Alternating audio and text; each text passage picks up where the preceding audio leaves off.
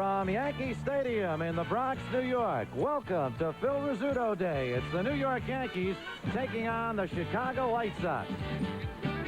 And a good afternoon. Welcome to the stadium. I'm Spencer Ross. Bill White will be joining us. The Scooter's on the field. You recognize this gentleman, longtime broadcaster for the New York Mets and the man who saw Tom Seaver pitch his first game in the National League with the New York Mets. Lindsey Nelson, nice to have you with us. Let's go back to the 20th of April, 1967, and your thoughts when that young right-hander first took the mound. Well, it was not too far from here at Shea Stadium in New York, and it was against the Chicago Cubs. He didn't go all the way, but he got the win. Now we've come down through the years. He became a power pitcher, became a finesse pitcher, and today he'll go for number 300. And Lindsey's going to be with us throughout the afternoon talking about Seaver, reminiscences that he has had through the long, very successful career of the right-hander who has left the Mets and is now pitching in Chicago. But this is really coming home for Tom Seaver, isn't it, Lindsey Nelson? Poetic justice, and I think he's so happy that he's going to have a chance to go after the big one in New York City, because after all, Seaver's been a product of New York City. Joe Cowley, who's pitching against him today, sent him over a baseball. Joe signed it. It said, "To Tom, best of luck in Chicago." Joe Cowley. Joe Cowley, I was amused, said he didn't want to be a trivia answer. He didn't want to be the guy who was the losing pitcher when Seaver won 300. Well, Cowley also said that, "I know why the folks are here today. I'm going for career victory number 20. Tom Seaver, though, for a moment. We get back to him just now. When you saw him pitch back in '67, there was such high hopes from. You've seen a lot of high hope type players fall on their face. Your feelings about him? The thing that everybody liked about him was his compact delivery. It was picture perfect. He got everything behind that delivery, and so everybody said if he keeps doing that, he'll be a good ball player. Possible history in the making. Good afternoon. I'm Don Drysdale with Lindsey Nelson. And Lindsey, when we look at Tom Seaver and go all the way back, well, for many, many years, you had a chance to cover him, and he's after 300 today. And I know it's a special day for you of all the sports that you've covered. Well, it's a special day because I covered the first game he ever won in the Major Leagues back in 1967, not far from here, Shea Stadium, and another borough down the line a little bit over in Queens. So that was his first Major League victory. Today he is hoping for his 300th Major League victory. There's a lot in between. Well, you know, one of the funny things about Tom Seaver, when you look at 299, now you take right here in New York, he has won exactly 100. So that is interesting to that point. Well, it is, and he likes to work in New York. I think it's poetic justice that he's having a shot at 300 in New York. It's in Yankee Stadium, of course, and a lot of people here won't be especially pulling for him because they want the Yankees to win the ball game. But I think he'll get a tremendous ovation. I really do. Well, there's no question about that. We talked earlier. It might have been better to make everybody commit before they come into Yankee Stadium today, whether you're a Met fan, a Seaver fan, or a Yankee fan, going back to the old days of the Dodgers, Giants, and Yankees. But I think of Tom Seaver in 1967, just a young Tom Seaver, pitching in the All-Star game in Anaheim.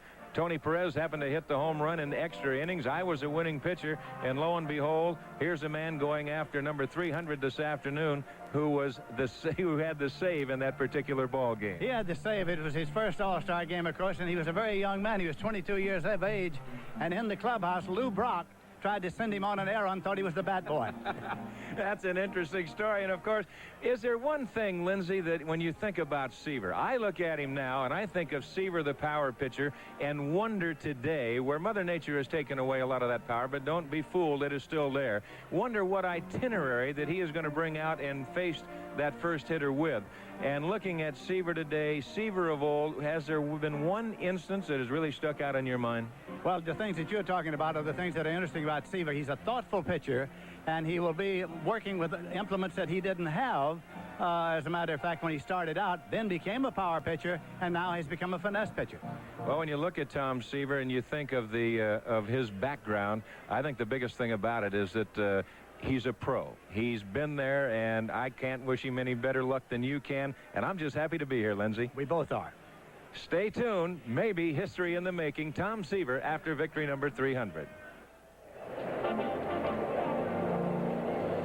Well, back here with Lindsey Nelson and Bill White. We're getting ready for the start of the ball game after a very, very emotional ceremony honoring the Scooter, Phil Rizzuto. The lineup for the visiting Chicago White Sox: Rudy Law will lead off, play left field. He's just off the disabled list.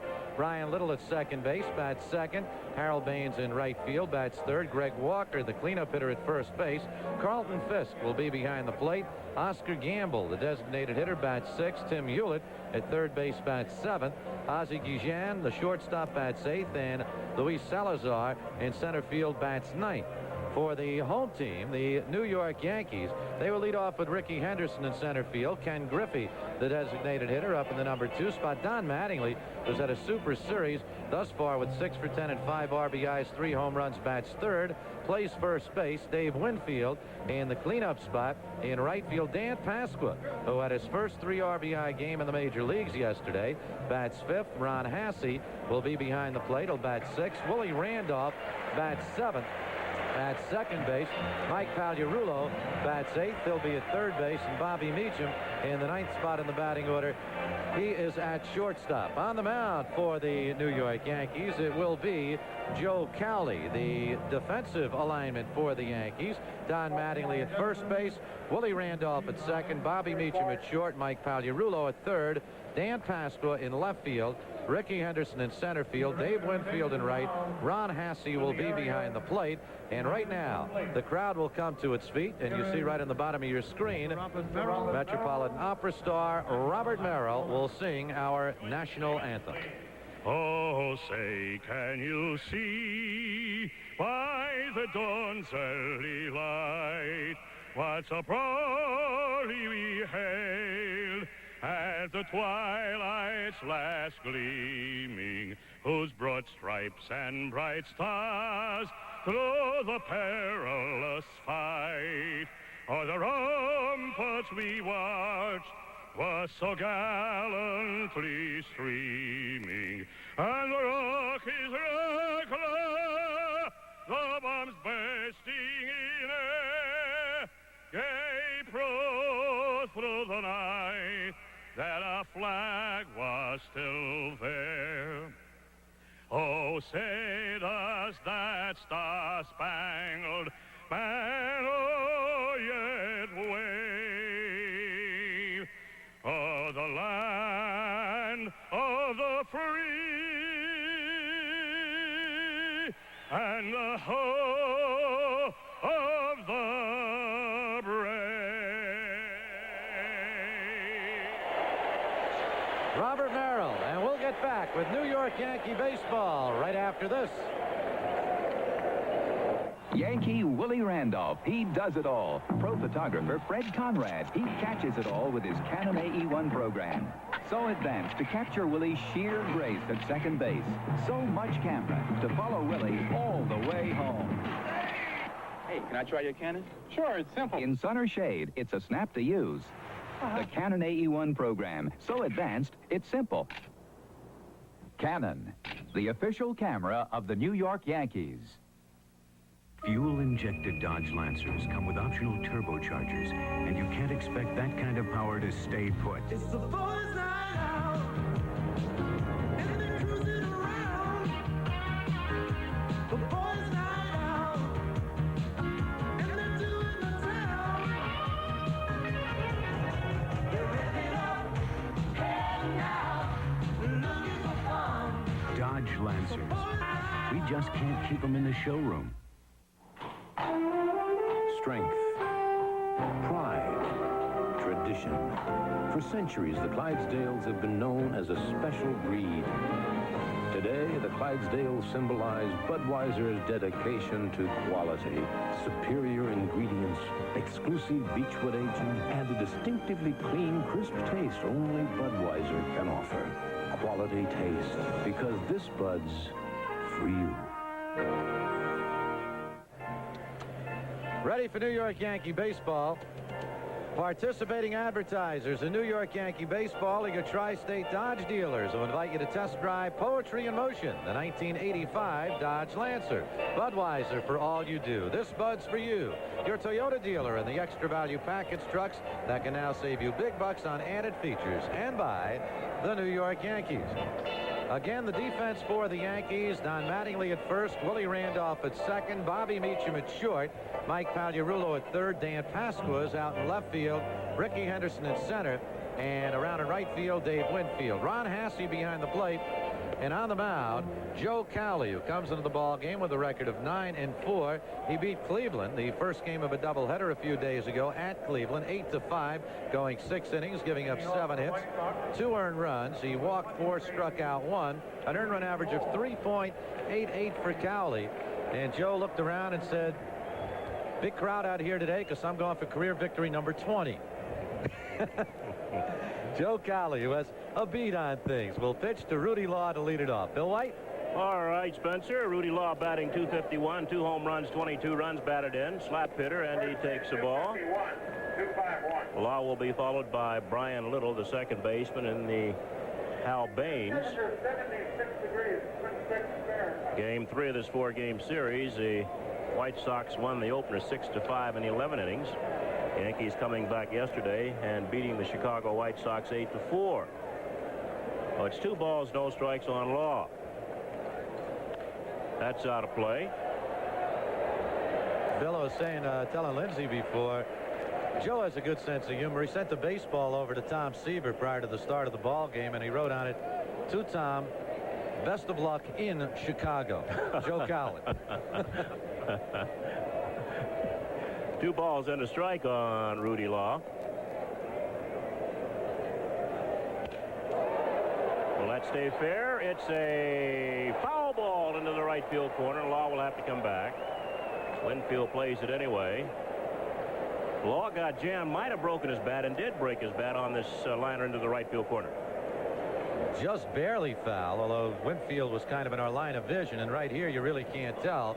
But the first base umpire, John Shulock, right down on there. Lindsay, you've been in the stadium. Yeah. Obviously. Oh, yeah. Done a lot of games here. Done a few at least. Somebody got hurt. Plate umpire. Plate umpire got hurt on the play, and Billy Martin's out to see about him.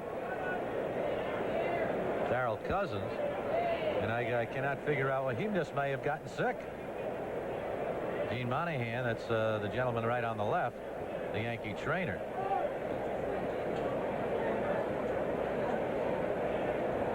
He looks a little woozy, doesn't he, folks? I wouldn't think that Law threw his bat as he went to first base and hit Cousins. I wouldn't think that happens. Sometimes that happens. The player will run down and throw the bat.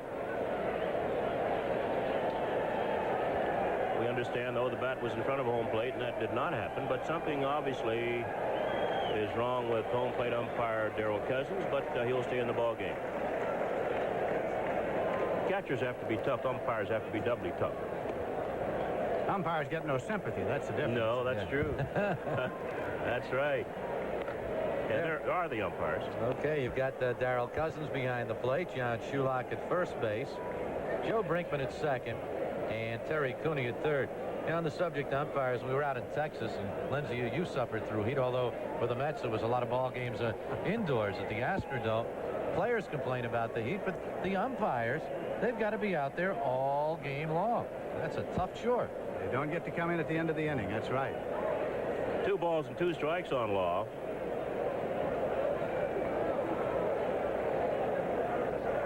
And it's 3-2. One of Cowley's problems is going deep into the count.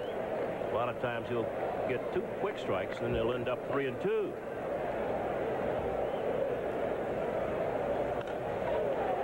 That's a base hit. Cowley could not make the play. Neither could Meacham, and Rudy Law's on with a single. And he's a sort of catalyst for the White Sox, as is Ricky Henderson for the Yankees. Law with good speed, 17 stolen bases. He's only been caught 4 times. Number 47.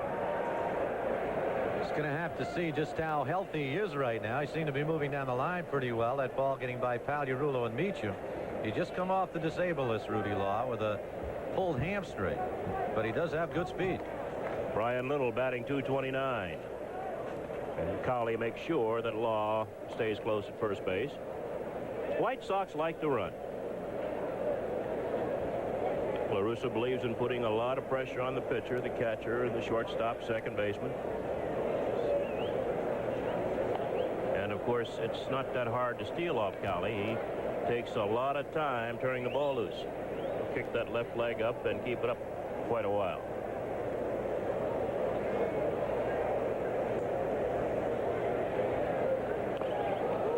foul, bunted foul. A strike on Little.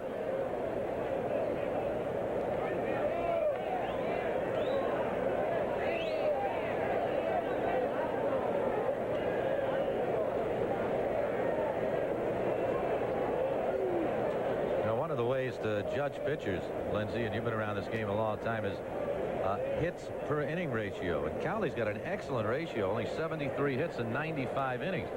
Yes. But he's walked 50 men, and that's the one negative aspect to his year thus far. Got him. First base. Good move by Cowley. Almost a balk move. But he picked off Rudy Law. And there's one away. Quick toss to first. Cowley rifled it. Mattingly got the ball down low and just flied the tag to Law, diving back in. And there's one man away. A big play by Cowley. He got some speed off the base paths. And the count on Little, no balls and a strike. Pagliarulo weighing at third base. Milwaukee and Detroit tied 3-3 in the fourth inning. Baltimore and Cleveland tied 3-3 in the fifth. Toronto leading Texas 2-1 in the fourth. Blue Jays continue to play good baseball. 1 ball, 1 strike on Little.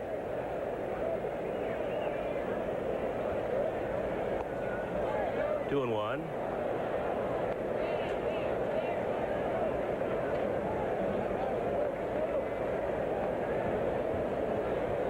Randolph now wants to talk to Cowley and probably say, hey, let's get ahead of these little guys. The big guys you worry about.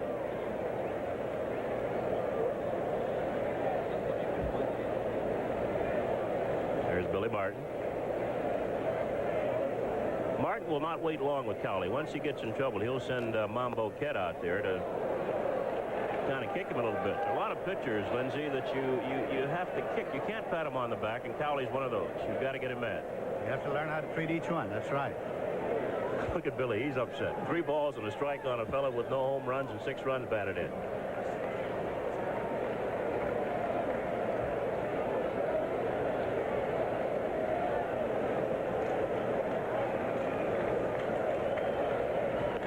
And he walked him. So Brian Little walks on a 3-1 pitch.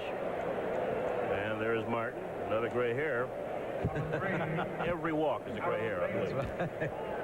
I think that you'll agree that if a pitcher is going to have a long, successful career, the one thing he's got to develop is the ability to work ahead of the hitters. If he works consistently behind the hitters, he'll work somewhere else before long. Ah, that's right.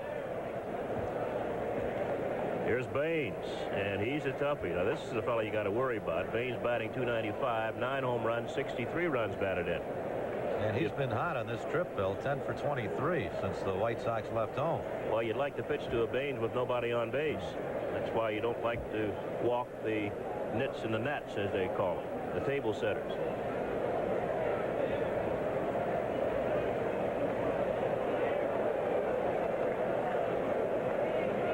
Baines normally gets off to a slow start. This year he got off to a little better start, then cooled off, and now he's coming back again. Excellent ball player, Hal Baines. And he's got a base hit. See if Little will challenge Winfield. He is. They've got him. Perfect throw, Winfield to Pagliarulo. And on the play, Baines goes to second. You got to look before you leap and consider the opposition. And Brian Little did not. Watch this. Right field. Winfield comes in. Little will round second. Winfield had to slow up just a bit before coming to that ball, and the throw, I guess you'd have to call it perfection. Another angle. It's a beautiful throw by Winfield. And what I think even makes it even a better throw is that he did slow up a little bit and didn't have the kind of momentum that a lot of outfielders like to have coming in so they can throw with their whole body. Just a beautiful throw. And already Billy Martin's out chewing out Joe Cowley. He was saved there by that fine throw to third by Dave Winfield. And now they've got Baines, who went to second base, on the throw in scoring position with 2 outs, and the batter will be Greg Walker. It did not escape the attention of the manager that was the third consecutive batter to be on base. Right. Walker, a .275 hitter, 15 home runs, 63 runs batted in. And that's a ball. White Sox have three people who could end up with at least 100 runs batted in. Greg Walker is one of them, Hal Baines another one, and Carlton Fisk, who's due up next, the third. Baines with 63 runs batted in, Walker with 63, and Fisk with 69. Count 2 balls, no strikes on Walker. There's Baines. Basically a low fastball hitter, Greg Walker.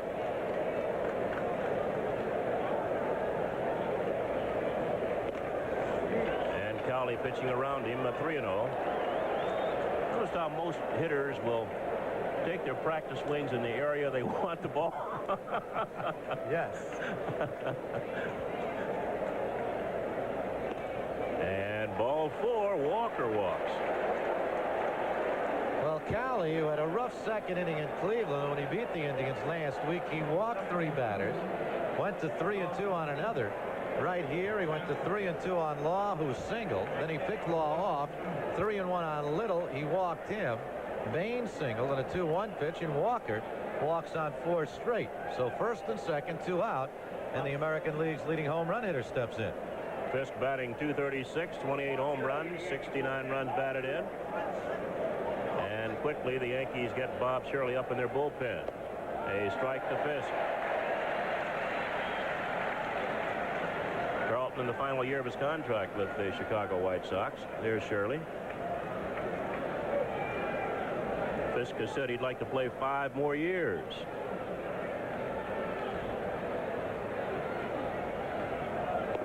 Strike 2. Carlton did just the opposite over the winter. He put on weight. Normally, as you get older, you take weight off and you try to get slimmer, but Fisk bulked up. They say he stays at the ballpark after a game an hour or 2, works, just works on the weights, and it's really showing with the home runs. 0-2 on Fisk. Got him with a good breaking ball. Joe Cowley strikes out Carlton Fisk. No runs. 2 hits. 2 men left on base. At the end of 1/2 inning of play, the White Sox nothing. The Yankees are coming up.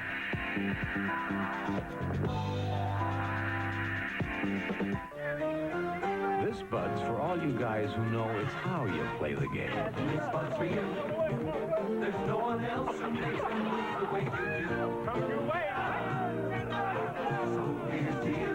For all you do, the king of beers is coming through. Yeah, just for you. That distinctively clean, crisp taste that says Budweiser. For all you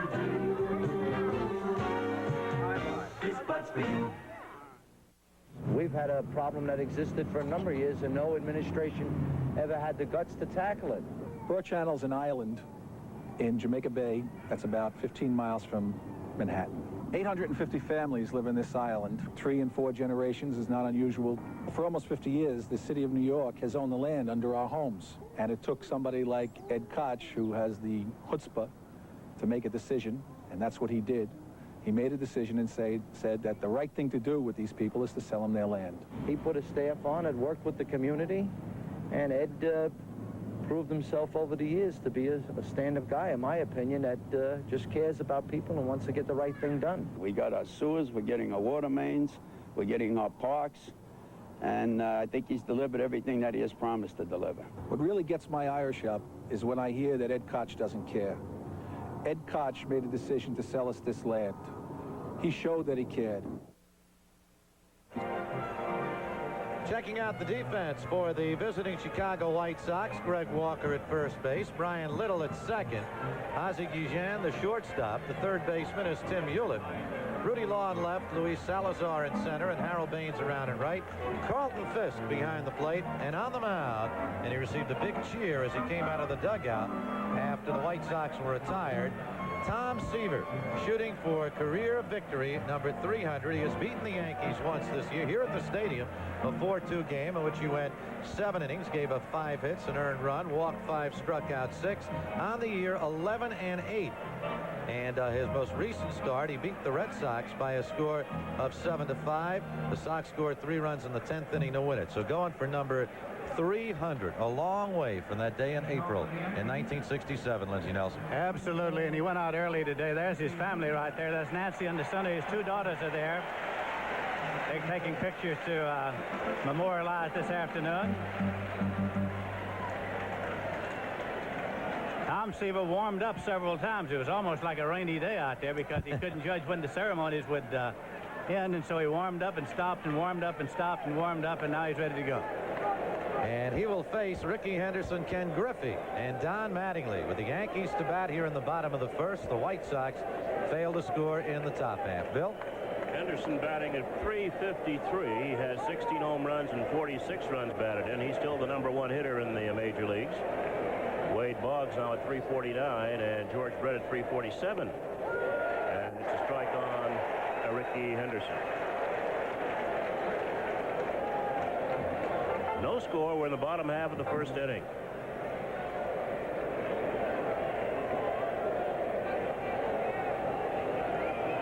That's high.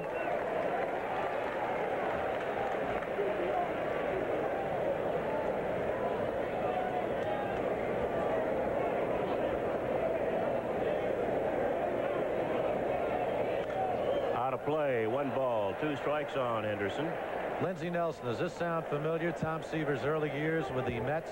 In Seaver's 8 losses this year, the White Sox have scored 13 runs. He went through a lot of those years, believe me. Some pitchers think that makes you a better pitcher. You have to be a better pitcher. You better be. 1-2 on Henderson.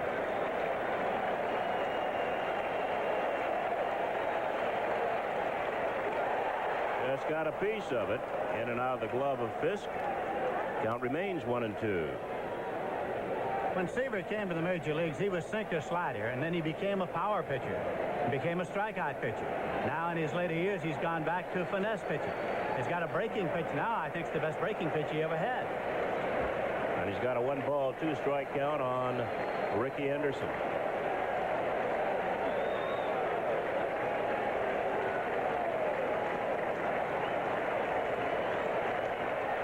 Curve missed. That's the breaking pitch we're talking about. Just missed the inside corner. 2-2 on Henderson.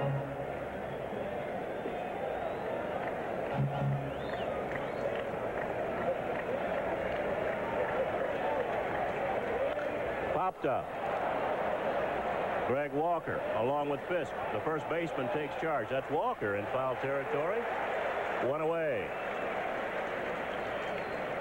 That's the easier play for the first baseman, and Fisk kept coming down the line and finally looked over to Walker, who made the easy play for the first out. And here's Ken Griffey. He batted quite often against Seaver in the National League, Lindsey. He did. He's very familiar with him. Griffey batting .264, 6 home runs, 43 runs batted in. Griffey once part of the so-called Big Red Machine. Strike 1. He was saying, Lindsey, about when Seaver came up. Did he give you he didn't give you the indication that he could be that kind of power pitcher, did he? Oh, no, not at the start at all. I used to interview him at the end of each season, and I'd talk about his being a strikeout pitcher, and he'd say, but I'm not a strikeout pitcher. That's a good pitch on the outside edge. No balls, 2 strikes. So finally, one year, he had struck out 289 batters, and I said to him, are you a strikeout pitcher yet? And he said, yes, I'm a strikeout pitcher. Got him. It's a high, hard one. And he is a strikeout pitcher as Griffey goes down on strike for the second out. You see this with so many pitchers right here. He may not be able to do it consistently, but let me tell you, that was a power-packed fastball right there, way by Griffey, who was way late on it, Lindsey. Well, when you're 22 years old, you can do it all afternoon. When you're 40 years old, you do it now and again. That's Seaver's 90th strikeout this year. He's pitching in his 165th inning. Don Mattingly batting at .314, 15 home runs, leads the American League in runs batted in with 85.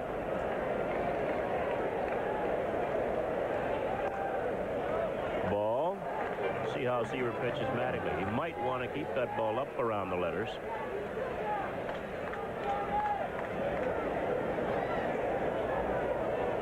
Changeup. 2-0. It's always great to see a battle between a good hitter and a good pitcher, see how they work on each other.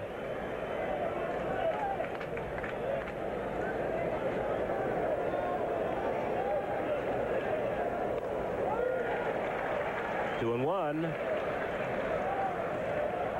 One of the things I remember about Seaver is he could throw the ball where he wanted to throw it. Exactly. Even when he was a youngster. Location was a great thing for him from the start. 3 balls and a strike on Mattingly.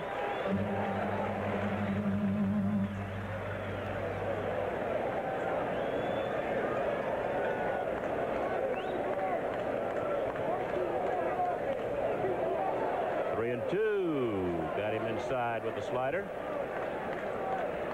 And Mattingly wants to be quicker on that pitch inside. It's full count on Mattingly with 2 outs and nobody on here in the bottom of the first. A scoreless ball game. Tom Seaver going for his 300th career win.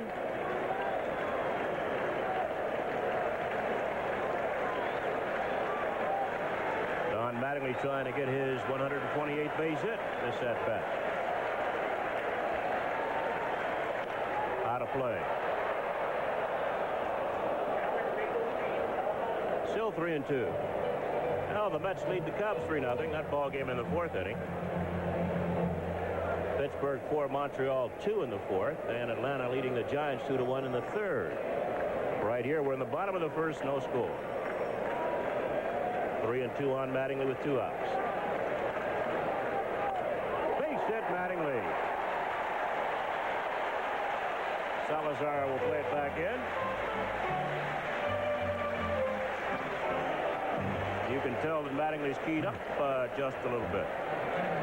Well, Lindsay, here in New York, back before the Mets, and of course you remember a fellow named Don Mueller and the way he used to hit. And there have been a lot of comparisons to Mattingly, Stroke, and Mueller. Mandrake the magician. That's right. Mueller now is just a singles hitter. Yeah, that's the one difference. Mattingly drives the ball pretty well. Mueller choked the bat up 4 or 5 inches and just made contact. Here's Winfield. He's batting .286, 16 home runs, 66 runs batted in. I would compare Mattingly at this stage more with a Stan Musial. That's a pretty good comparison. Yeah, he's not a Musial, but he swings quite similarly. They both have the rounded shoulders, and they both have excellent bat movement. They use the whole field. 1-0 on Winfield, and it's 2-0. Of course, Stan was not a power hitter when he first came up. True, he was not. Just before the ball game, we sat down in the box next to the Yankee dugout and had a long talk with an old friend of yours, Harry Walker, the Hat. Oh, my. My. Hat came up just for the game to pay his respects to Rizzuto and also to see Tom Seaver. In 1945, I broadcast Army baseball in Linz, Austria, and Harry Walker was the manager.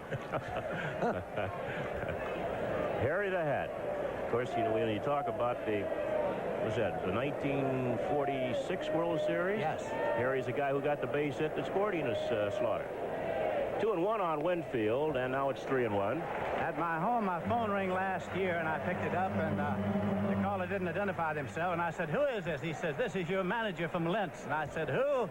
He said, "Harry Walker." "How many managers did you have in Linz?" 3 balls and a strike on Winfield with Mattingly at first and 2 outs in the bottom of the first here at the stadium. That's foul off third base. 3-2, so Mattingly will be moving with the pitch. The one thing that Don does not do well is run. And of course he had the knee problem over the winter. That slowed him down a little bit more. But he does everything else. Feels his position, hits with power, knows the game. 3-2 on Dave Winfield. Walker playing behind Mattingly at first base.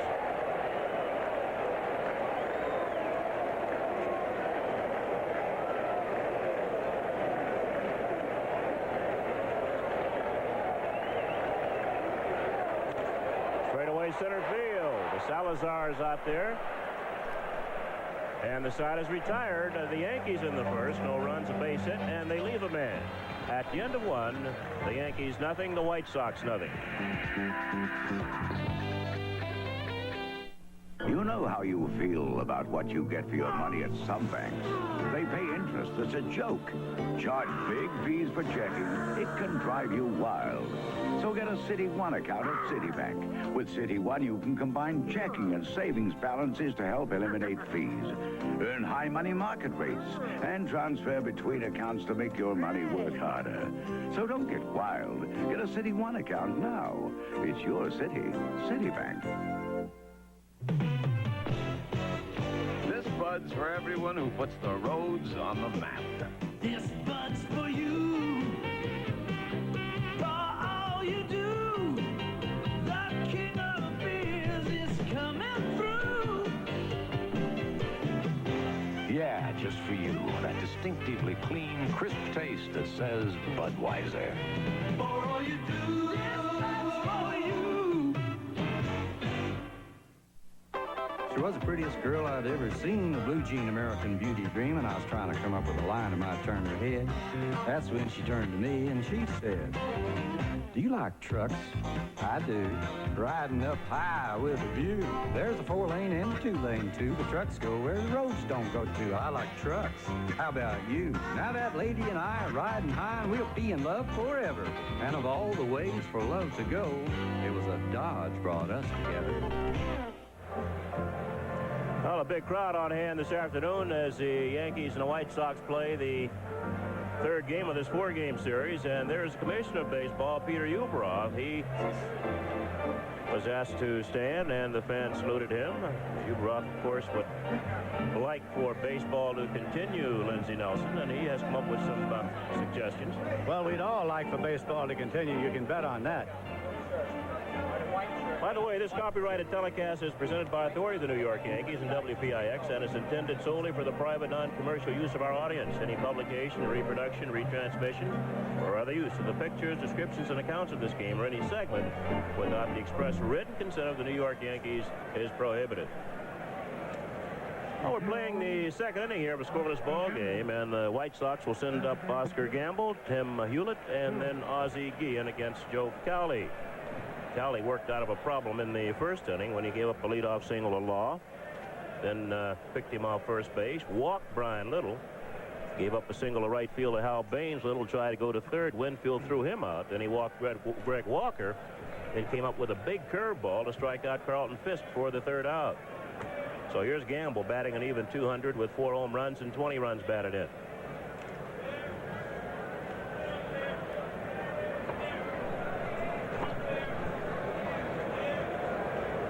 Gamble hit his 4th home run yesterday in the 8th inning. And he hit it deep into the right field bleachers. Cowley gets ahead, no balls and a strike.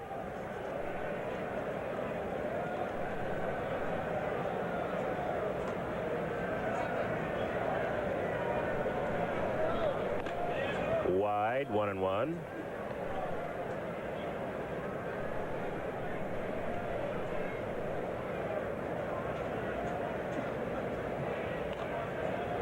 Two balls and a strike on Gamble.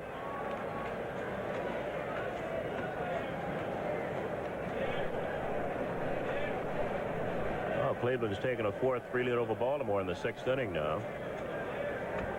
Indians played the Yankees tough in Cleveland. 3 balls and a strike on Gamble. And every one of the balls has been outside. Cowley pitching away from Oscar Gamble.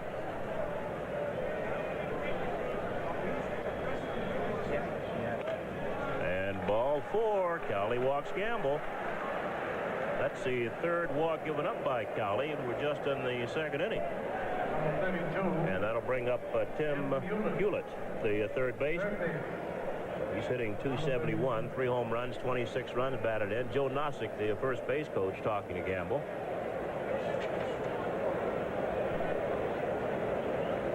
There's the scooter.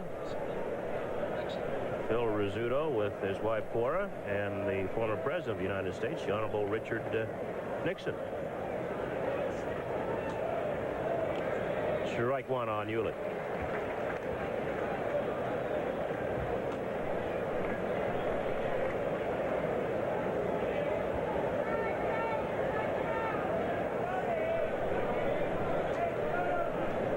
Third base has been a problem for the White Sox. That's inside. They've tried Vance Law over there. They've had Jerry Dubzinski there. Eric Soderholm played there for a while. I think after Bill Melton played there, they just kept shuffling people around. Down the right side, looks like it'll slice out of play, out of reach of Winfield. A 1-2 on Hewlett. Lindsey Nelson knows from teams that had third base problems, right, Lindsey? I tell you, Seaver's team. the Mets started with Don Zimmer and then followed him with everybody else. Just couldn't find the right man. 1-2.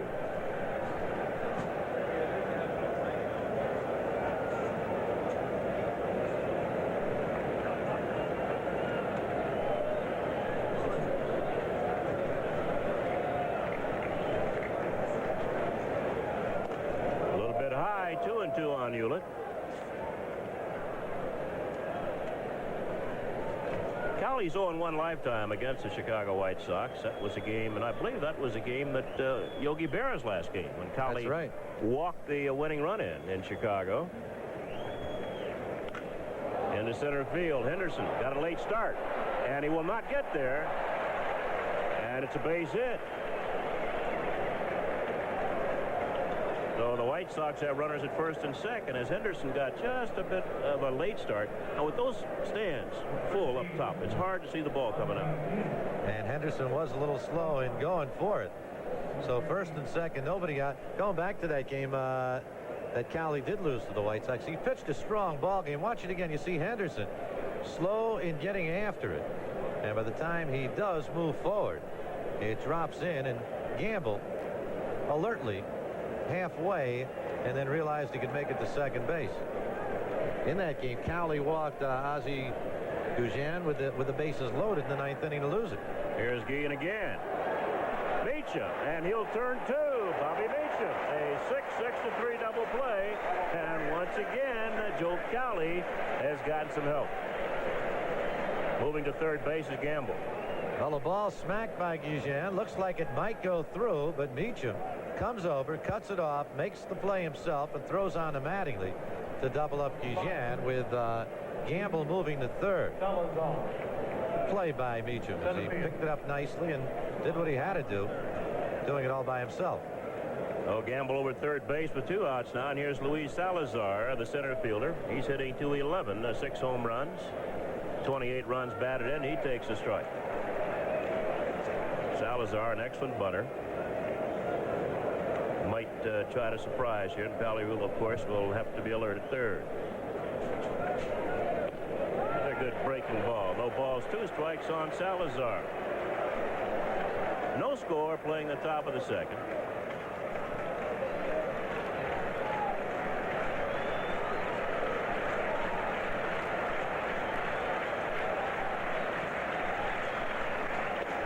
Called strike 3. Got him with 3 breaking balls. No runs, a hit, and a man left. After 1.5, Yankees nothing, White Sox nothing. Let's pause for station identification.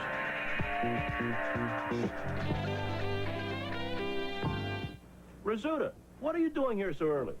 You turning over a new leaf? No way, White. Just having a little cappuccino. Where'd you get cappuccino here at the stadium? I didn't. Cora made me some this morning. Put it in my new Yankee thermos. Salute. Wednesday, August 7th at 1 p.m., Delwood presents Yankee Thermos Day. Any fan 14 and under will receive a free Yankee Thermos, compliments of Delwood. And now... I know, holy cannoli. WPIX, New York. Frustrated in his quest for the big idea, Channel 11's Henry Tillman appeals to the people of New York. Ladies and gentlemen, I need you.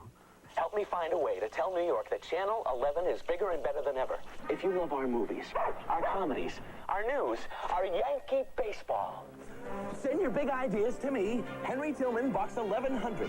Together, we can dream the impossible, reach the unreachable. Bible. Boldly go where no man or woman has ever gone. Burt Reynolds, an offbeat cop. We're in a hell of a business, Louis. In love with Catherine Deneuve, a high-priced hooker. My daughter's dead, and I've got nothing to lose. A call girl is dead, and Burt Reynolds wants the killer. They're not going to get there any quicker than we do. You killed Gloria. Facing multiple murders, he's got one job left. Hey, hands on the counter. Hustle, a deadly mission. Today at 5:30, only on Channel 11. Tickets for all Yankee home games on sale at the Stadium Advance ticket windows 7 days a week for 9 to 5 and at all tri-state Ticket World outlets. Call Ticket World toll free 1-800-682-8080. Dan Pasqua, his first 3 RBI day in the major leagues yesterday.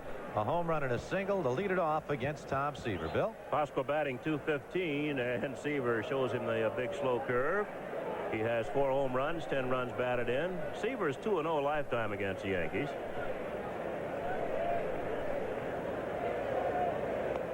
A bit low. 2 balls, no strikes on Pasqua. Pasqua's last game in Cleveland. He didn't play the final game. He hit the ball hard 3 straight times, and looks like he's beginning to turn it around. 2-1.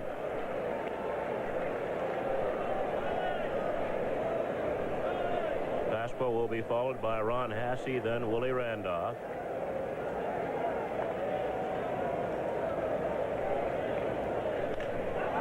Straight away center field. The center fielder Salazar had been a bit in right center, but he's there for the first out. Well, the White Sox have made good use of the people they picked up from San Diego in the Lamar Hoyt trade. Salazar, one of them. Ozzie Guillen, the shortstop, one. And the losing pitcher yesterday, Bill Long, also coming over in that deal. San Diego's made some good use of Mr. Hoyt. He's really having himself some kind of a season. Well, La Russa said he'd make the same deal again. He's happy with his people. Obviously, San Diego happy with Hoyt. But look at Ron Hassey. Strike one on Hassey. Hassey batting .268, 6 home runs, 19 runs batted in. Filling in for the most part for Butch Weiniger. Weiniger just off the 15-day disabled list with a bad back.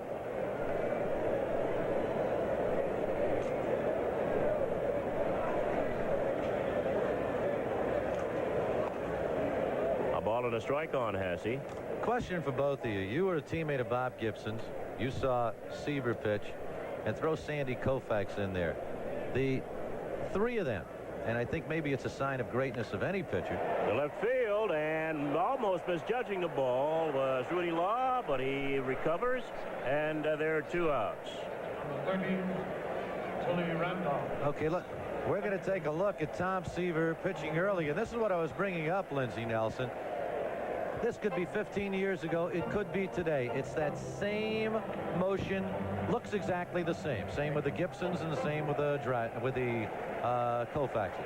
Exactly what he's managed to do over the years. Keep that same compact delivery. Willie Randolph.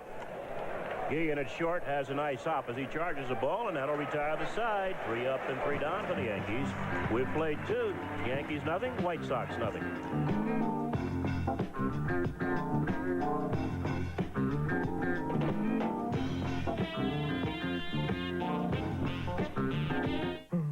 Everybody has clearances, but only Dodge has the knockout clearance with knockout deals on great Dodge cars and trucks. And now added savings with 8-8 financing on the revolutionary Aries K, or $400 cash back direct from Dodge. Aries K, $400 back, or choose 8-8 financing that can bring your payments down to as little as $131 per month. And with $550 protection standard, Ford and Chevy, put the gloves on. Your tri-state Dodge dealers. Hi, this is Jerry Lewis for the Muscular Dystrophy Association. And these are some of my kids visiting the world-famous Budweiser Clydesdales. This year, once again, Anheuser-Busch is pledging over $2 million to muscular dystrophy.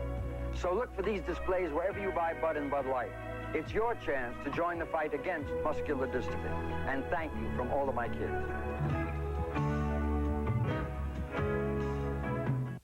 Imagine one man hitting better than .340, driving in more than 100 runs, getting more than 200 hits, 20 home runs, and 40 doubles, all in a single season. Joe DiMaggio, Mickey Mantle, and Roger Maris never did it. But Don Mattingly did, and last year became only the third person in Yankee history to do it. Oh, you may have heard of the other two guys, Babe Ruth and Lou Gehrig. Yankee Baseball. Catch it on Channel 11. The Tom Seaver family looking on Lindsey Nelson. There's Charlie Seaver in the golf hat. He is a golfer, of course, of some note, was a Walker Cupper. And before Tom's first Major League game, he sent him a wire, said, "Good luck, we're with you. It's the start of a long career." Was it ever? And this time, Charlie came all the way from California to deliver his own greetings in person. Not only a pretty good golfer, but a pretty good predictor, as he certainly has had a long career. Going for number 300 this afternoon, the Yankees have only one base hit off Seaver through 2. The White Sox with 3 off Joe Cowley. And we start the third inning and back to the top of the White Sox batting order with Rudy Law. Bill?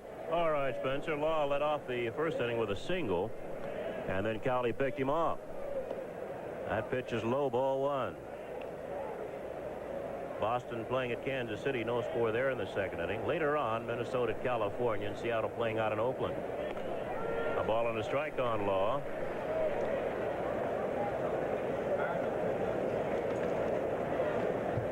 Yankees still in second place, 9.5 behind Toronto and a half game ahead of the Tigers. Boston in the fourth place, a dozen games back. 1 ball, 2 strikes on Rudy Law. In contrast to the first inning, where Cowley was getting behind just about everybody, in the second inning, he did walk Gamble on a 3-1 pitch, but after that, a little bit different. Back up the middle, base hit. Cowley tried to flag it down barehanded and could not, and might have hurt his hand. Rudy Law now 2 for 2.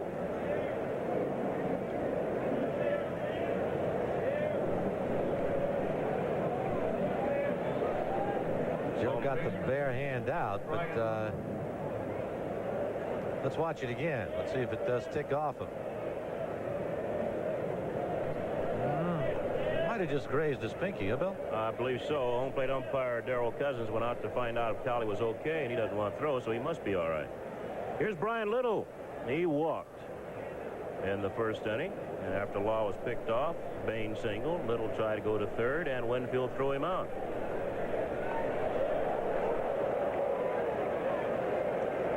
Mr. Law better be careful down there.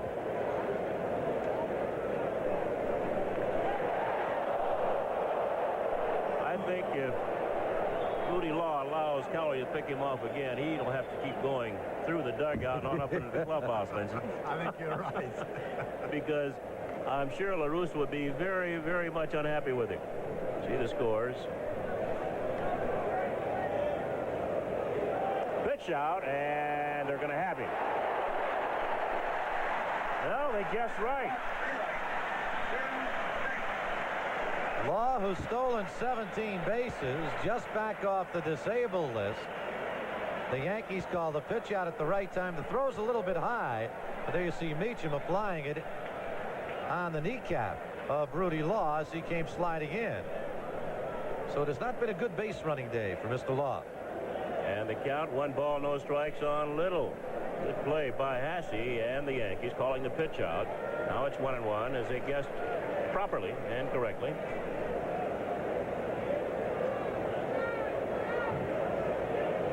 Well, Cowley keeps wiggling out of trouble here.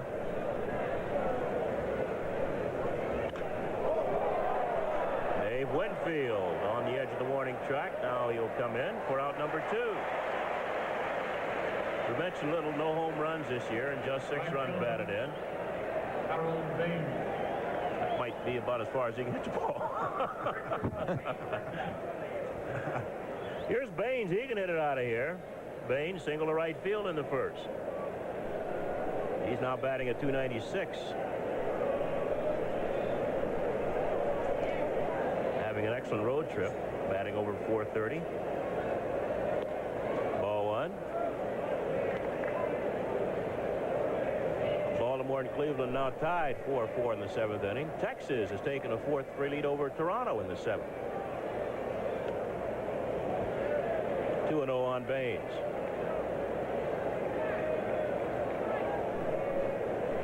Dave Steve pitching in that one for Toronto. Loop, nobody. Yes, Meacham will get to the ball. Bobby Meacham, fine running, sliding catch.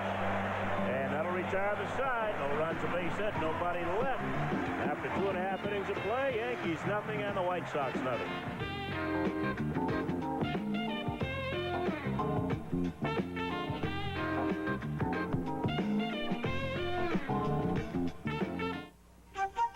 This Bud's for everybody who sets them up just so they can knock them down. They're league bowlers, and they know that when you join a league, you get rolling. The competition, the excitement with good times to spare. You find it all in the leagues at your local bowling center. And league bowlers can compete in the Budweiser Hall of Fame tournament coming this winter. So join a league and get rolling. For all you do, this Bud's for you. On the next dazzling edition of Lifestyles of the Rich and Famous, we'll join Lloyd Bridges and a galaxy of stars at Hollywood's secret hideaway in Bear Valley. Jeannie Francis finds paradise on a millionaire's yacht, and some rich cowboys down at the YO Ranch show off a 6-gun collection worth $40 million. Then whoop it up with some old friends at a glittering showbiz party for Milton Berle, and jet off to Cognac Country to meet the family behind the famous drink. All on Lifestyles of the Rich and Famous. Tonight at 8, only on Channel 11. Lincoln Center goes out of doors this summer.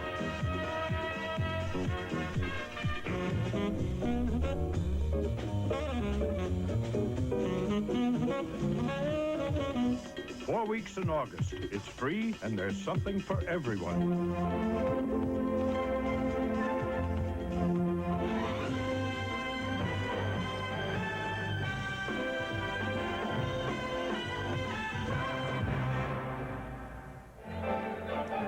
Go to the bottom of the 3rd. Mike Pagliarulo stumbled a bit as this pop fly went out off the bat of Harold Baines, and then Bobby Meacham had to do it all by himself, and he made a fine running one-handed off-balance catch to retire the side for the White Sox. We move now to the bottom of the 3rd inning. Spencer Ross along with Bill White and our guest commentator. Happy to have Lindsey Nelson along with us. Mike Pagliarulo to lead it off for the Yankees against Tom Seaver. And Pags batting .233 with 10 home runs and 37 runs batted in. And it's strike one. You know, excuse me, Bill. I'm sorry. Go ahead. Seaver talked to the irony of coming to New York to go for number 300. Another little bit of irony. Fellow pitching for the Mets today could be the next 300 game winner. A fellow named Dwight Gooden. The young and the old. Popped up left side. That'll be out of play. No chance for Hewlett. It's no balls, 2 strikes on Pagliarulo. There's Hewlett. And Gooden's working on a shutout this afternoon against the Cubs. He might get there before anybody. You mean quicker to 300 than anybody? Yeah.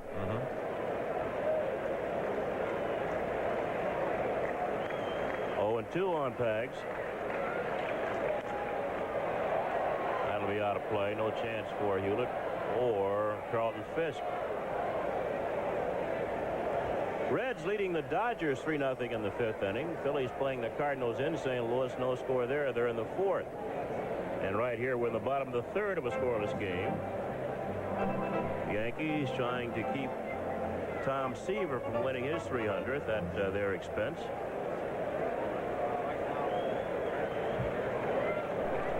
And 2 on Pagliarulo.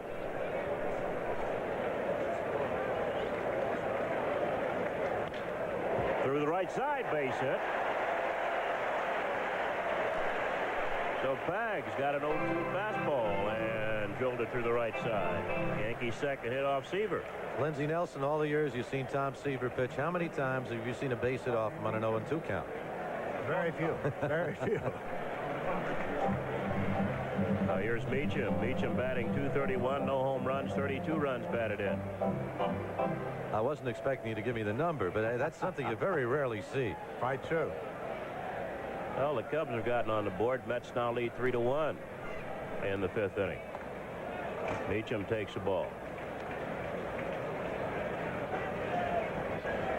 It's awfully close over in the National League East. The Cardinals lead by a game and a half over the Mets, 4.5 over Montreal, and Buck Rogers has done an excellent job with the Montreal Expos. I think that surprised everybody. The other surprise, Gene Mauch with the California Angels. Yes, yes. And the deal that they made with Pittsburgh should not hurt the Angels at all. Might hurt their pocketbooks a little bit, but Gene Autry got a lot of money. 2 balls, no strikes on Meacham.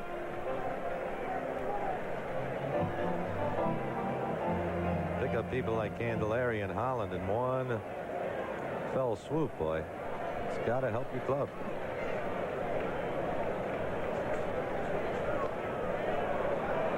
Two and one. Got a piece of it. Was held by Fisk.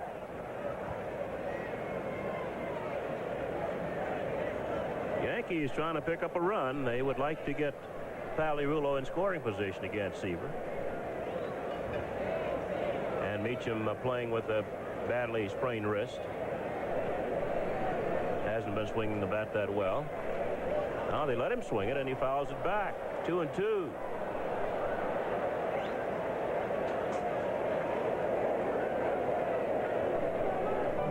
Yankees and the White Sox. 0-0, playing the bottom of the third. A full house here at the stadium.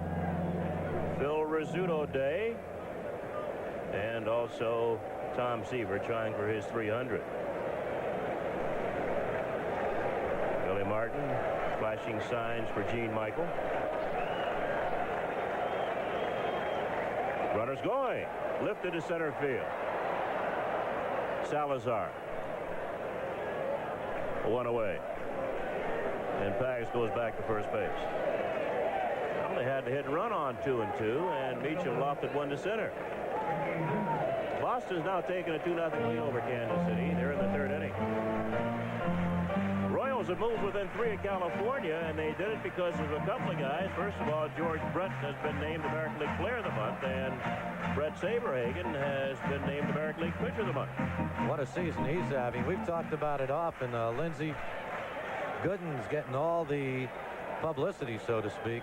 You don't hear that much about Saberhagen. Fine young pitcher. Yes, he is. Ricky Henderson fouled upper deck right side. Saberhagen's won a dozen games for Kansas City. It's another young guy who is not a power pitcher, but who knows? Like Mr. Seaver, Lindsey. Absolutely, they do change. Strike 2 on Henderson. Ricky fouled to the first baseman, Greg Walker, in the first inning. Still batting at .352. That's tops in the major leagues. He has 16 home runs, 46 runs batted in. In addition to that, he's stolen 49 bases. He's been caught only 4 times.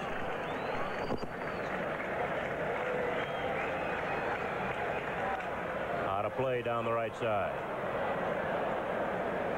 Still 0-2 on Henderson.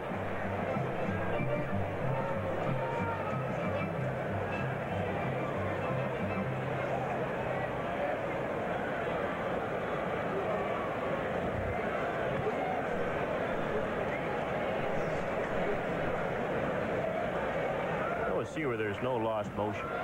None at all. Curve fouled back. He does 2 things. Number 1, he keeps himself in excellent shape. And number 2, he throws strikes. Doesn't go out there and throw 150, 160 pitches a ball game. And he wasn't too bad a hitter when they allowed the pitchers to hit. He's a good athlete. In the National League. Good athlete. 0-2 on Henderson. 1 out, 1 on, no score, third inning.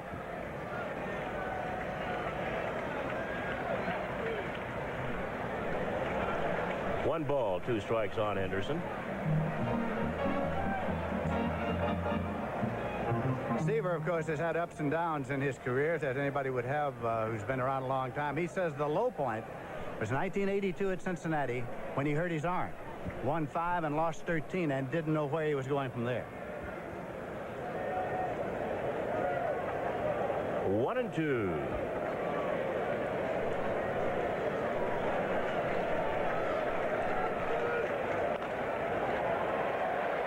Little has only one play, and he'll make it to first base as Baggs goes on to second. So Henderson bounces out 4-3. Mike Pagliarulo moving down to second base with 2 outs. And here's the play again.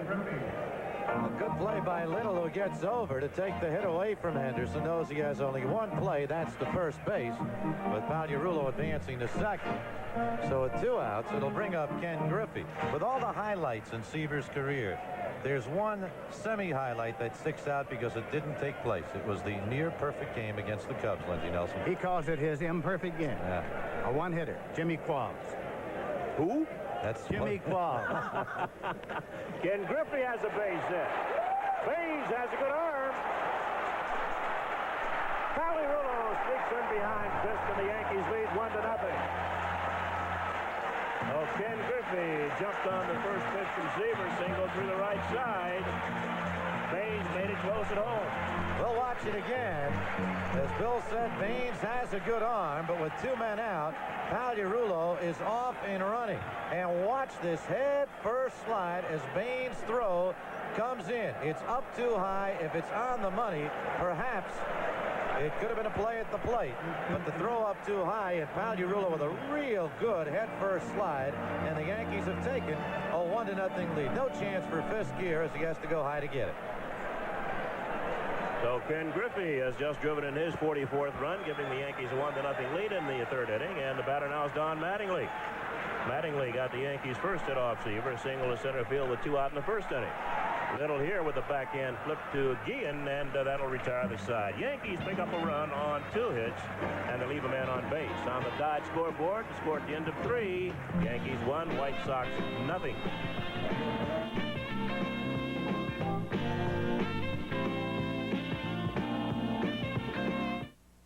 If you want news at 10 o'clock, you have 2 choices. Both give you local news, weather, and sports, but only one is at the center of a worldwide news-gathering network. Channel 11. That's one good reason to break an old habit. Now here's one more. Morton Dean. Every weeknight at 10 here on Channel 11. INN, the independent news with Morton Dean. Now New York has a major 10 p.m. news. So what's on your mind, TV? I'm being watched. Oh, really? But not in the right way. Go on. Well, you see, my family turns me on 7 hours a day. I wish they'd be more selective. Uh-huh. To look for TV shows with positive values. I understand. And talk about what they watch. You have a point there. Well, our 30 seconds are up. Feel better? Much better. You know, TV, you're making excellent progress. Look for the best in TV. Bring out the best in you. A message from your Catholic neighbors across America. Paul Newman's back as ace detective Lou Harper. I know you didn't shove those sleeping pills down her throat. Joanne Woodward's his latest client. I don't know where to start. And this time, Harper's in real deep. This man is sorely trying my patience. I don't know what you're talking about. You're loony as a fruitcake, you know that? Paul Newman's up to his neck in hot water. Find out if he escapes the drowning pool. Wednesday night at 8, only on Channel 11. We'd like to remind all fans planning on attending the Yankee-Red Sox game on Saturday, August 17th, that the start time has been changed from 8 p.m. to 2 o'clock. It'll be an afternoon game at 2 o'clock. That's the Yankees against the Red Sox Saturday afternoon, August 17th. The game will start at 2 o'clock, not at 8 as originally scheduled. Once again, we pan this big crowd here. It'll be over 55,000 paying tribute to Phil Rizzuto, and also watching Tom Seaver try for his 300th, as they would like to be a part of that event. And Greg Walker leading off against Joe Cowley. Strike one. Cowley walked Walker in the 1st inning. Joe has been wild. He has walked 3 through the first 3 innings. He has given up 4 base hits. But the Yankees have helped him with a double play. Have helped him with a strong throw by Dave Winfield. And a fine catch by Bobby Meacham. It's 1 ball, 1 strike on Walker.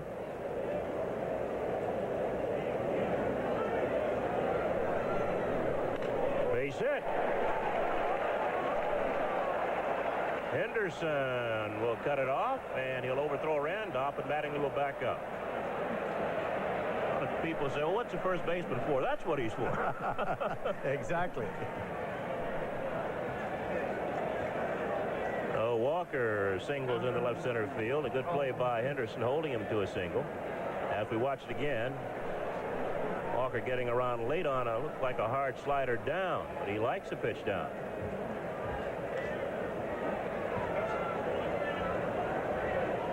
Ball got away from Henderson over Randolph's head, but Mattingly right there backing up. Here's Carlton Fisk. He struck out on a great curveball in the first inning.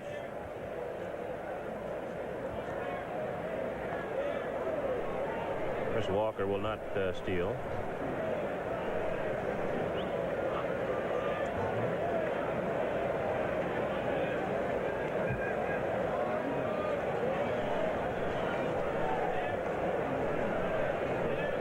One to nothing Yankees playing the top half of the fourth inning. The Yankees run on 3 hits. The White Sox no runs on 5. Neither team has made an error in the ball game.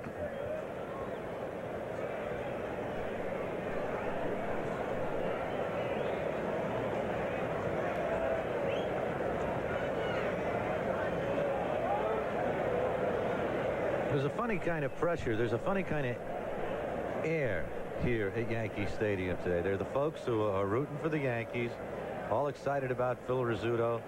There are a few fans out here with Met caps on. They're rooting for Tom Seaver. There's an interesting kind of tension. And a strike on Fisk, 0-1. Well, you mentioned Tom got an excellent hand as he went out to the mound in the bottom of the first inning. He also got a hand when he went out to warm up while the Rizzuto ceremonies were going on.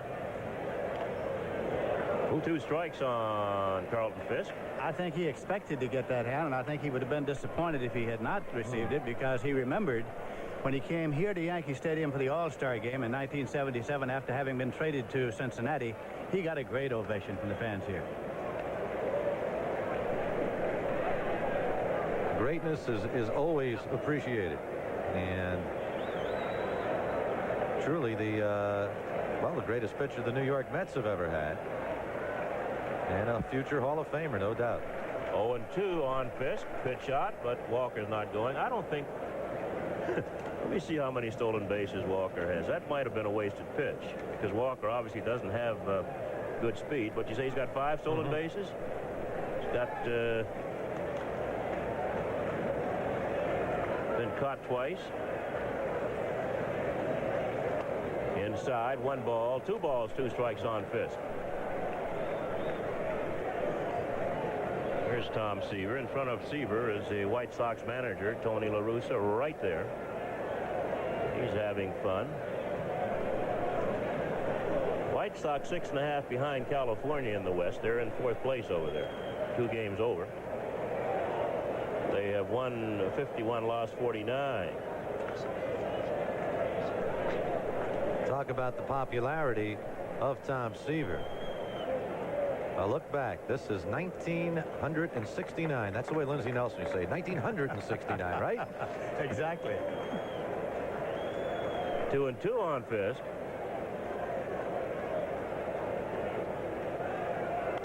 Popped up left side. Meacham with the glasses down. 1 down. Was that your greatest thrill as a broadcaster that entire season, Lindsey?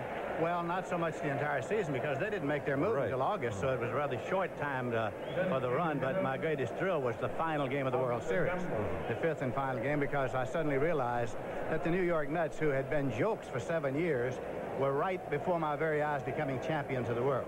Seaver, by the way, says that was his greatest thrill.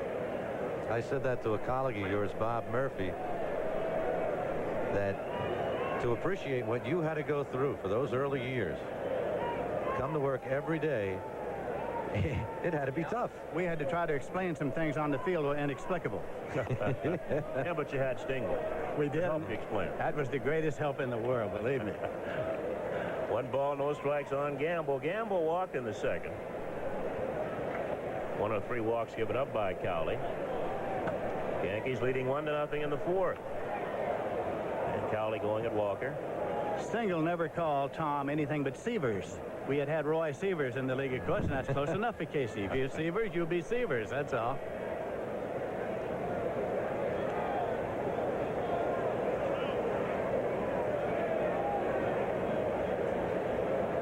On Gamble. Well, Joe Cowley still concerned about Greg Walker. You better worry about Gamble. Gamble's home run yesterday was the 200th of his major league career. Bob Gibson's very seldom through the first base to try to pick off the runner. First of all, he didn't want anybody to get there. And if you got there too often, you got there by way of being hit by the pitch. So I would say, why don't you watch a guy at first base? Well, he says, that guy can't hurt the guy up there with the lumber. He's the guy who can hurt.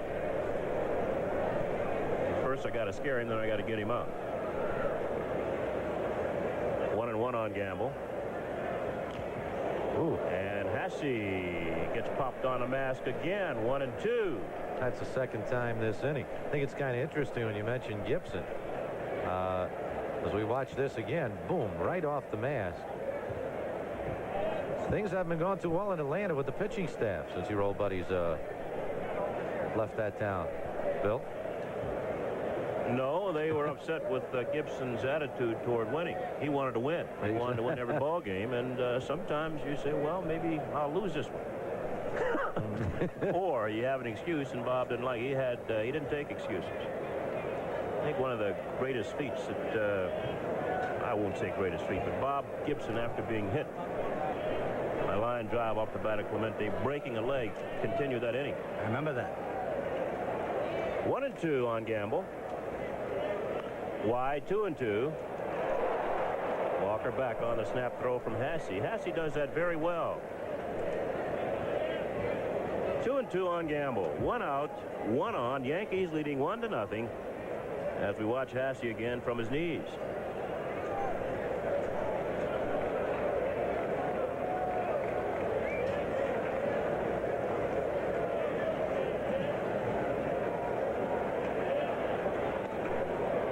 Oh my, just missed. 3-2. Cowley didn't think so. Go back to the early part of this game. Joe is falling behind the hitters. He has not had that problem in the last couple of innings. But right here, he is now 3-2. Ooh. That ball's out. Yep, outside. Hasse tried to sneak it over the inside corner, but it went around the plate. Now it's 3-2 with 1 out. Let's see what LaRusso does with Walker here. Yankees have a 1-0 lead.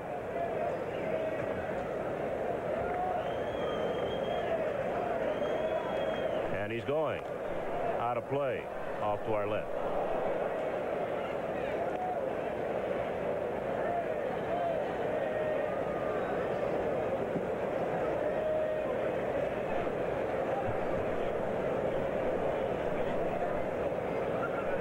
Well, Cowley will do it again with Gamble with a count 3-2 and 1 out.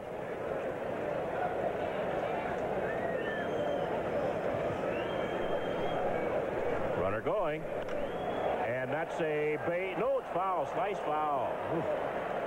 Looks like a base hit, but it's slice foul down the left side. Gamble hits the ball that way. He can run a long time because they swing around toward right field for him. Basically a pull hitter. Well, he went with the pitch that time and very nearly came close with Walker running on that to tying the ball game up. As Walker was down at second by the time that ball bounced, and a good opportunity by the time Pascal came over that Walker could have come around to score. But still 3-2 on Gamble.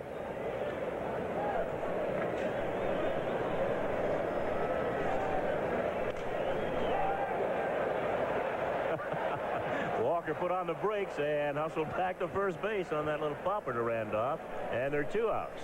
Sounded like Gamble broke the bat on it. Walker was caught in between.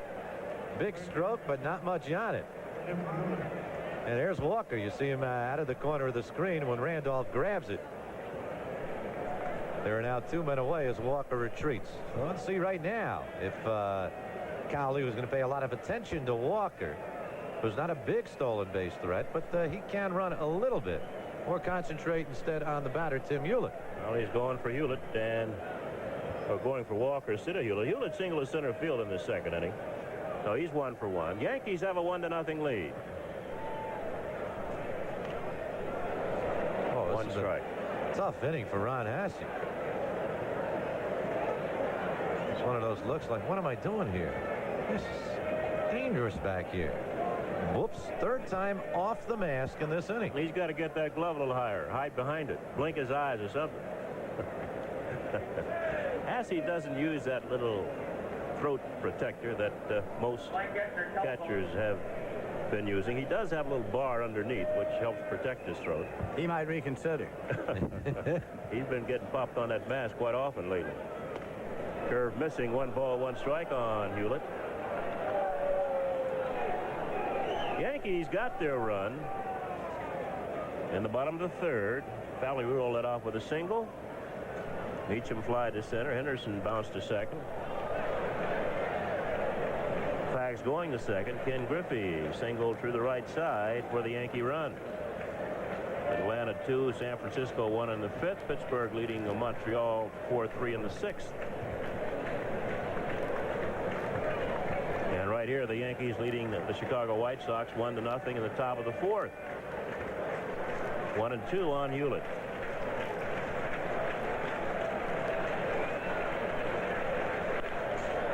Randolph out on the grass at second. That'll retire the side. And no runs, a base hit, and a man left on base. We're going to the bottom of the 4th. Yankees lead Chicago 1-0.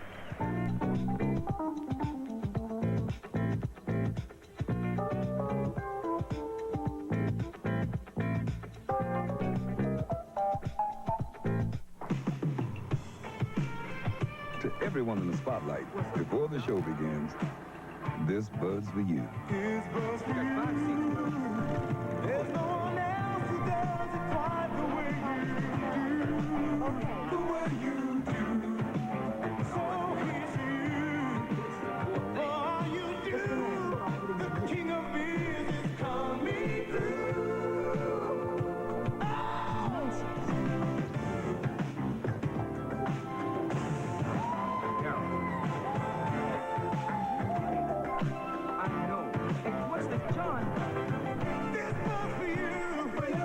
Showtime, Hey, just for you, that distinctively clean, crisp taste that says Budweiser. Hey, man, nice job. This Bud's for you. Uncover the untold secrets behind the superstars on the start of something big. Loretta Lynn might have spent her life in the poverty of Kentucky coal mines. Cliff Robertson turned his back on the family fortune. Ricardo Montalban, a boy from Mexico City whose dreams came true. Plus, General Hospital's Jacqueline Seaman. Steve Allen's hilarious beginnings of everyday things. And the start of the Honeymooners. Tantalizing trivia and superstar success. That's the start of something big. Tonight at 9 on Channel 11. Participating advertiser in New York Yankee baseball is Con Edison. Sir, visit their conservation center in the Chrysler Building. Bottom of the 4th inning here at the stadium. Yankees 1 run on 3 hits off Tom Seaver. The White Sox 0-5-0. Spencer Ross, Bill White, Lindsey Nelson on Phil Rizzuto Day. Scooters, number retired, plaque to be installed in the Monument Park section. Some wonderful gifts for a wonderful man and a tribute of love on a beautiful sunny Sunday afternoon in the month of August for Phil Rizzuto. Dave Winfield to lead it off for the Yankees. He flied to center in the 1st inning. Yankees with a 1-0 lead. And Seaver, despite the fact he's behind in this ball game, Lindsey Nelson, he coasts along, doesn't he? Absolutely. Paces himself about the same way. Outside on the breaking ball, ball 1. There are those pitchers, and I mentioned Koufax and Seaver, that, 20 years from now, when you describe to a kid how he pitched, you'll say it was the same every time, that same rhythm, and when he got into the flow, it was just beautiful to watch. That's it.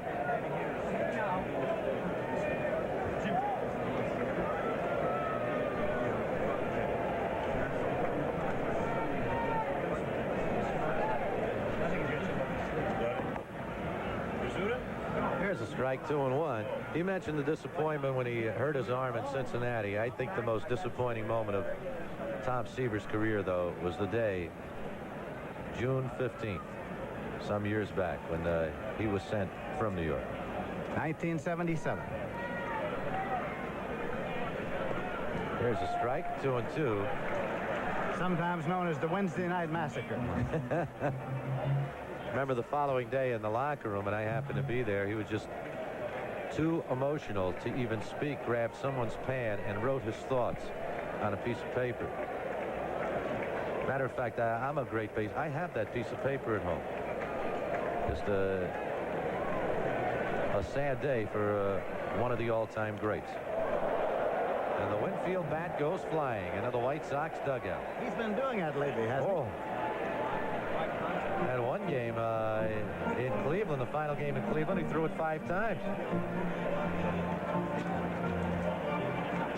There are times he'll throw the bat, though, Lindsay, and line a base hit, which is absolutely incredible. Just a tribute to his great athletic ability. 2-2 to Winfield, leading it off here in the bottom of the 4th. Yankees with a 1-0 lead. Tom Seaver going for number 300. Ooh. If Winfield wiggled out of the way, that's the second time Seaver's tried that real slow breaking curve, and it's gotten away from him. Ooh.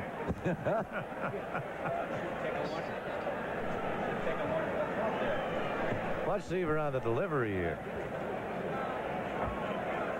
Like he let loose that ball a little earlier than he wanted to, Lindsay. Could have been. So the count is full now to Winfield. Seaver has yet to walk a batter. He has struck out one. That was Griffey in the first inning, but Griffey has the RBI single in the 3rd inning for a 1-0 lead, and a good play by Hewlett. His throw is low. Will undoubtedly give Winfield an infield hit.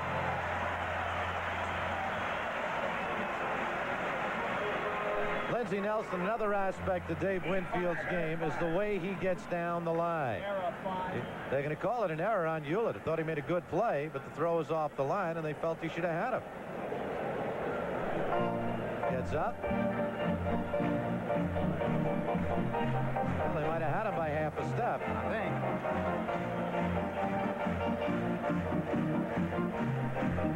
So the error goes to Tim Hewlett. And Winfield is on as Walker tried to make the play on the short hop. Dan Pasqua, the youngster from Harrington Park, New Jersey, who had a big day yesterday. Ball 1. Lindsay, he had a game earlier in the year in which he hit 2 home runs back-to-back times into the upper deck in right field here in Yankee Stadium. Oh, my. Winfield from first, nobody out. He's strong and a great deal of talent. Lou Piniella, the Yankee hitting coach, feels a year from now, anything that resembles a question about this young man will be dissipated.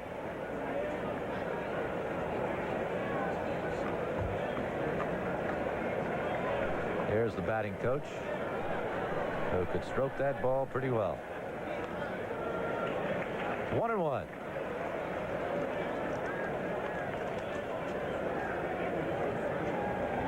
I don't hear people talk too much about Seaver's move, because it was just another very good part of a very good That's very true. game. Ball 2, 2-1. Winfield on Hewlett's error to lead off this bottom of the 4th.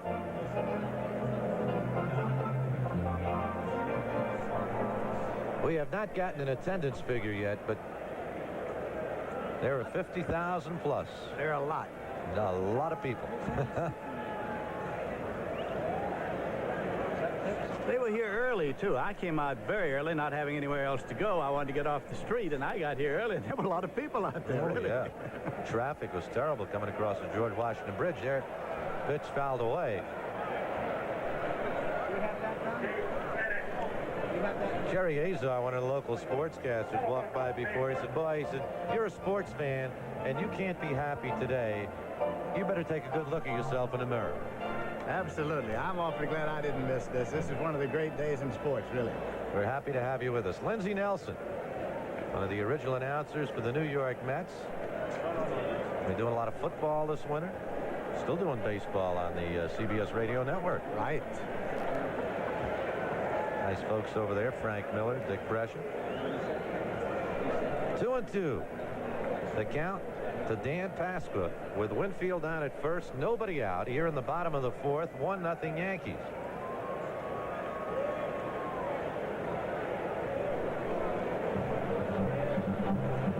Winfield has stolen 9 bases.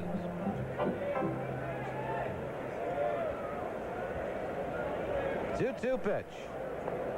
And a check swing foul. Count holds 2-2. Winfield had a pretty good bluff start.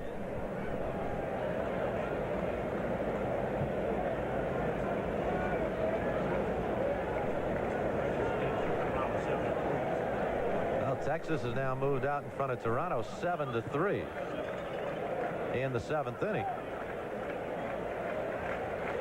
Boston 2-0 over Kansas City as they play the 3rd. I think Seaver's concern is so much about Winfield trying to steal. It's more about the Yankees perhaps playing hit and run. There's nobody out in the bottom of the 4th inning. There goes Winfield, and it's fouled straight back. And that's got to be a confidence booster for a youngster like Dan Pasqua to be put in this situation against Tom Seaver. And Billy Martin says, hit and run. I feel you are capable of getting your bat in the ball. What he's also doing, Spencer, is making Seaver throw Pasqua fastballs. If he thinks that Winfield is going to be running, he doesn't want to get a curveball too far down the dirt. 2-2. And this one's fouled away. Winfield was not moving on that pitch.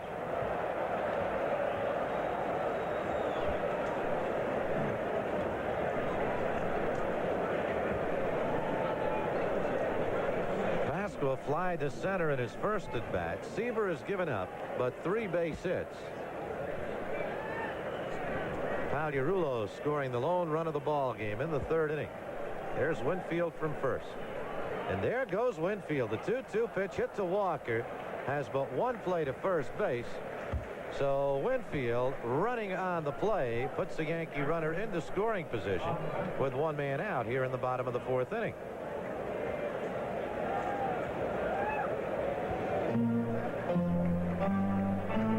Ron Hasse will step in. Fly to left back in the 2nd, and the Yankee run came in the 3rd. A single by Pagliarulo went to 2nd on Henderson's ground ball and scored on Griffey's single. So 2 of the 3 Yankee hits coming in that 3rd frame.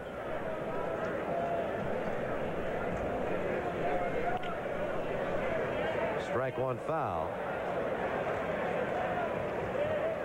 Joe Cowley has shut out the White Sox through the first 4, although he has given up 5 hits and he has walked 3. White Sox have left 5 on base.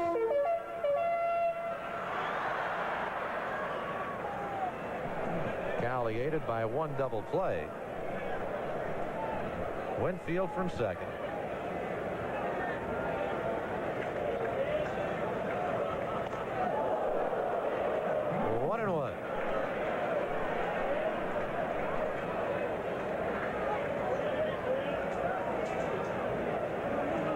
Seaver was good at using that inside part of the plate throughout his career, wasn't he, Lindsey? Absolutely. That's his territory. This one's fouled straight back, and the count goes 1-2. When Seaver was growing up, his hero was Henry Aaron. He thought Henry Aaron was the greatest hitter ever, and so finally the wheels grew on, and he got to the major leagues, and he looked up one day and was pitching to Henry Aaron. Brought the pitch in tight, and Henry hit into a double play. Seaver says that's the worst thing could ever have happened to me, because the next time he came up, I said, see, I know how to pitch to him. I brought it in tight, and he hit it 8 miles.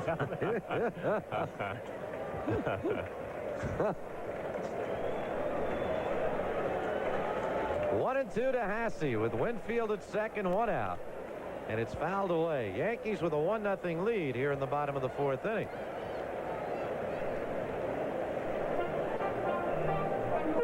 A learning experience for Tom Seaver back in 1967. And now he's the teacher, the master.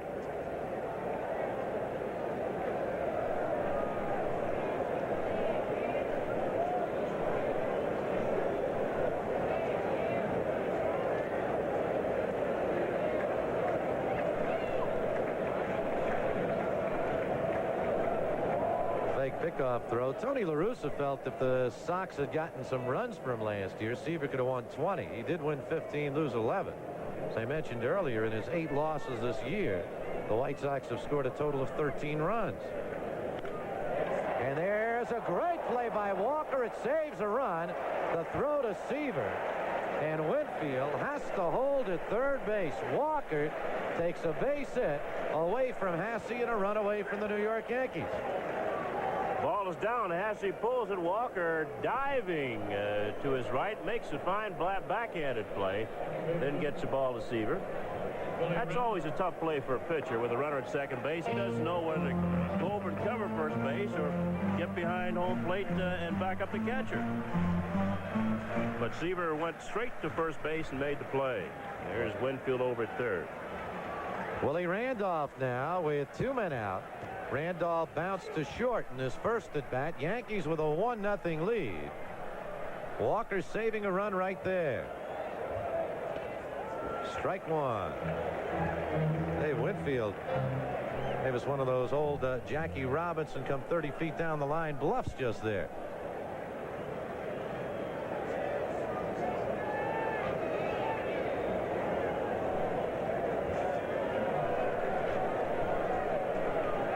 Randolph hitting at an even 290.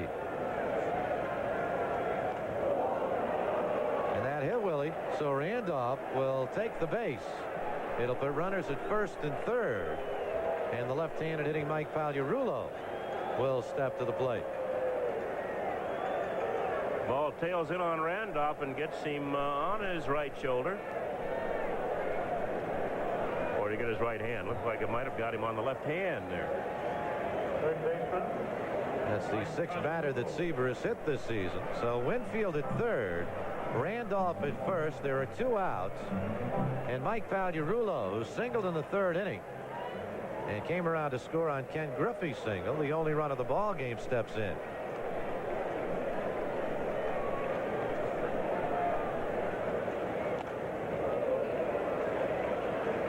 Ball 1. Tipped it. Check it. Oh, strike 1.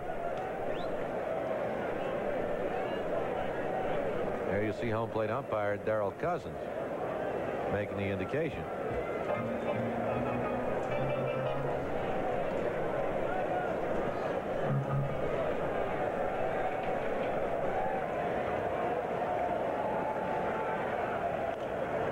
Fouled away, and Seaver is ahead of Pagliarulo 0-2 with 2 outs here in the bottom of the 4th. 1-0. Yankees lead it.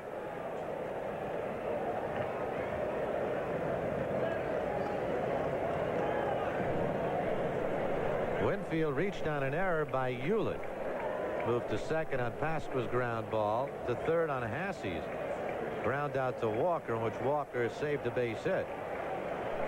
And Randolph hit by a pitch. 0-2. Pitches it deep to right field, way back, foul ball.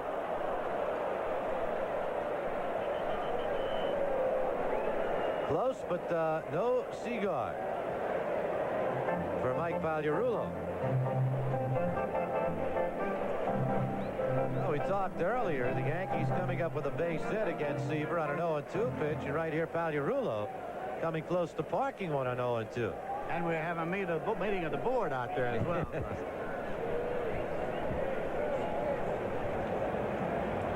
wonder if they're going to change signs. Otherwise, why would they need Gee in there? True.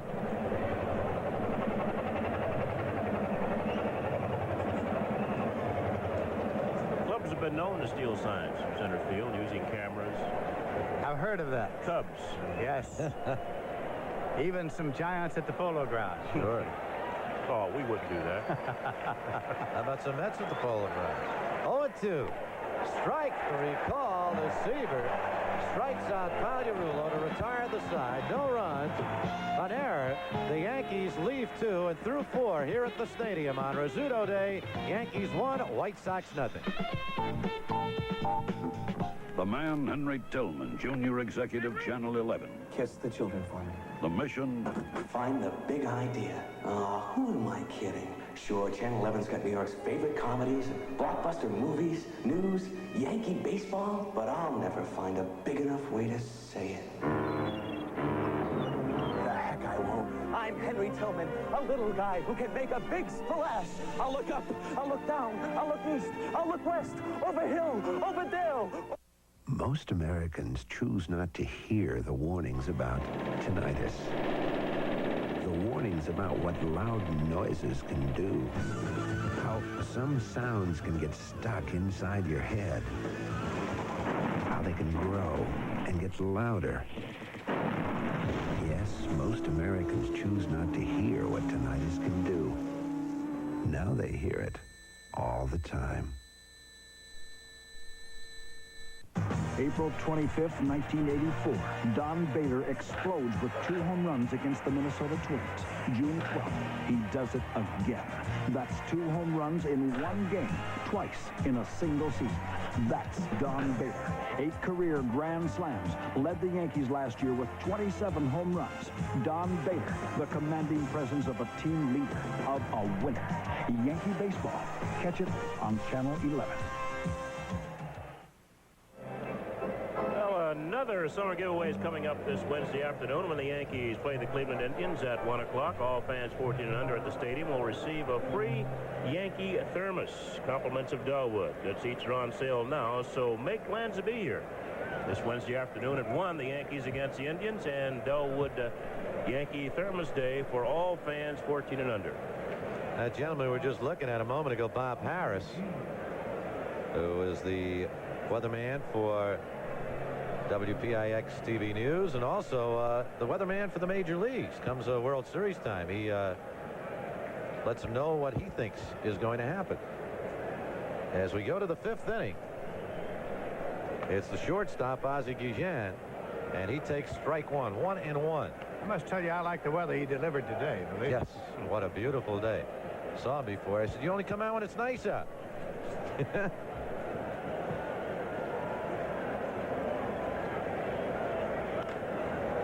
Short left field, but Pasqua's there, and there's 1 man away. Guillen bounced into a double play in the 2nd inning. With runners at 1st and 2nd, nobody out, hit it up the middle. Meacham cut it off, stepped on 2nd and threw to 1st, and Cowley was out of 1 of 2 jams that he's been in this ball game. 1 in the 1st inning also. Luis Salazar. Cowley has struck out 2, Salazar and Fisk. And Salazar has the White Sox 6th base hit of the ball game. Pasqua, the throw into 2nd up high, and Mattingly backing it up perfectly.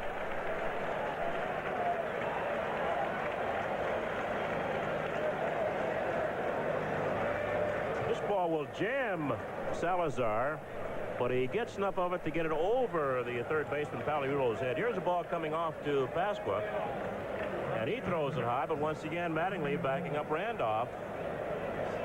He's where he should be, and Salazar has to hold at 2nd base. And once again the White Sox have something cooking. 1st inning, a couple of base running mistakes hurt him. Rudy Law was picked off in the 1st. Rudy Law was also thrown out stealing in the 3rd. And Law, who is 2 for 2 in the ball game, steps in. Ball 1.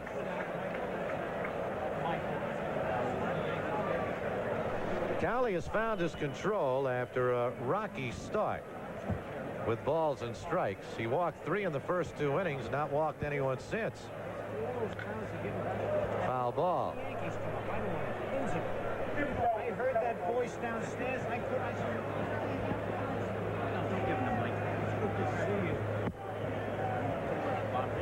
One ball, one strike to Rudy Law. The Yankees are leading in the ball game 1-0 as we go to the 5th inning. You hear a familiar voice kind of in the background. That's number 10. He has dropped up to make a visit. Phil Rizzuto will be chatting with the scooter when we move to the top of the 5th as we check the scores in the American League.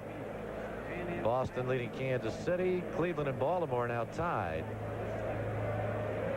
Updating that, Baltimore's taken a 5-4 lead now in the 9th inning. And Texas leading Toronto. Detroit and Milwaukee are all even. 1 ball, 1 strike, 1 out. Rudy Law at the plate. And this could tie the ball game, but pass was over. And he makes the catch for the 2nd out. And ball hung up. And there are now 2 men away, and Luis Salazar still at second base.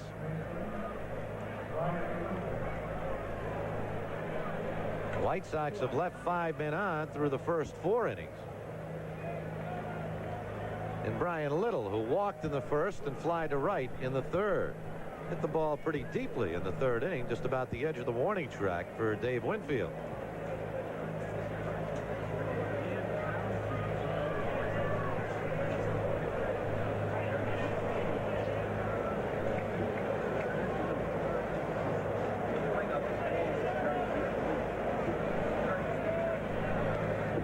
Ball 1.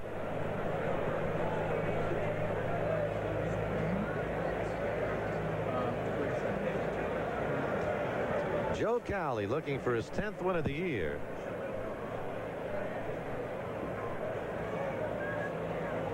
'20th of his career. The attention on the fella on the other side, though. But this kind of could perk any ball player up. When you're up against somebody shooting for 300, your adrenaline flows a little more, I would think. No question.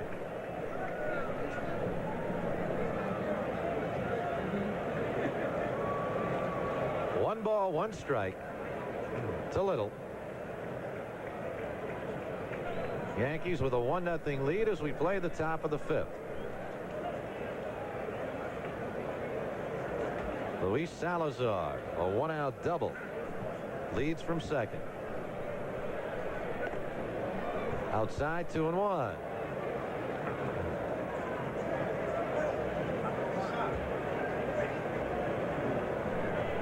You don't want to walk anybody, but when you consider that Harold Baines is the man on deck, it's quite a step up from Brian Little.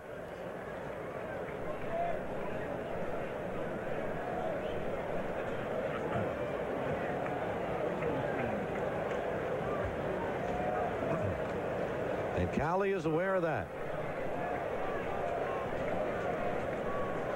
2-1 pitch. Missed outside, ball 3, 3-1. Now Palaiolo's going to call time. He'll talk to Joe and remind him the Baines is on deck. You got a little fella here that can't hit the ball in the ballpark, and even if he gets a single, the Yankee outfielders are not playing him too deep. He's not going to hurt you that much. But the next fella, as you mentioned, can make it maybe 3-1. That's Baines. Here is the 3-1 pitch to Little, and Cowley gets it in, 3-2. And Little here, he wants to get on. He doesn't want to swing the bat. He'll take. He faked the bunt earlier. He just wants to get on and give Baines a chance to get a whack at Joe Cowley. Ricky Henderson out of center field resting. Here's the full count pitch to Brian Little. And Cowley loses him, ball 4. And it will bring up Harold Baines, who is single and popped to short.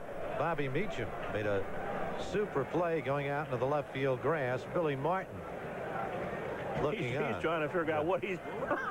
Billy's mad. He's trying to. Achievement. He says, "Here's a guy, no home runs, 6 runs batted, and a .220 hitter walks him. In fact, has walked him twice in a ball game. And you've got the fellow Baines up, and he'll kill you." Billy can't believe it. But he bounces it to Randolph at second, and Cowley has gotten out of another jam. 4-3, the side retired. No runs, 1 hit.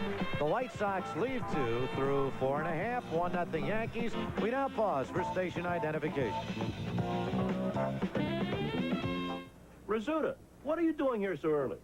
You turning over a new leaf? No way, White. Just having a little cappuccino. Where'd you get cappuccino here at the stadium? I didn't. Cora made me some this morning. Put it in my new Yankee thermos. Salute. Wednesday, August 7th at 1 p.m., Delwood presents Yankee Thermos Day. Any fan 14 and under will receive a free Yankee thermos, compliments of Delwood. And now... I know, holy cannoli. WPIX New York. Air conditioning? Take action. Weather stripping? Take action. Insulation? Take action. Take action now. Visit Con Edison's Energy Action Center in Queens. Learn how to save energy and money in your home or apartment. There are hands-on experiments, exhibits, and a computer to show you how to conserve energy and save. Let our energy experts answer questions about Con Edison's consumer services. The Con Edison Energy Action Center at Queens Boulevard and Union Turnpike in Forest Hills. It's free, open Monday to Friday. Take action. Yankee Willie Randolph, he does it all. Pro photographer Fred Conrad, he catches it all with his Canon AE1 program. So advanced to capture Willie's sheer grace at second base. So much camera to follow Willie all the way home. Hey, can I try your Canon? Sure, it's simple. In sun or shade, it's a snap to use. The Canon AE1 program, so advanced, it's simple. Canon, the official camera of the New York Yankees. Bottom of the 5th inning. Yankees with a 1-0 lead, and the Scooter has joined us for a while on a beautiful sunny afternoon. Phil, I said this was an afternoon of love. This was a love fest here at the stadium, and I tell you, it was unbelievable. The fans, they've always been great.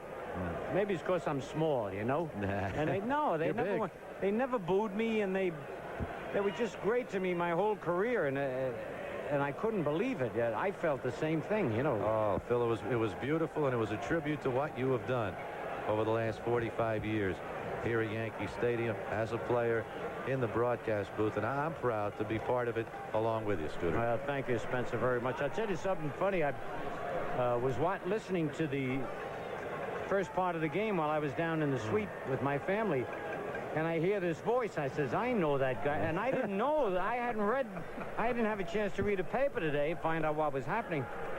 And sure enough, they're going to watch this now. He stepped right on my foot, and there I go. You know what that cow's name is? What? Stanky. After all the holy cows I used, they got back at me. They're tricky, those cows. I can't believe that. I knew Don Carney would save that. That's no bull. Right.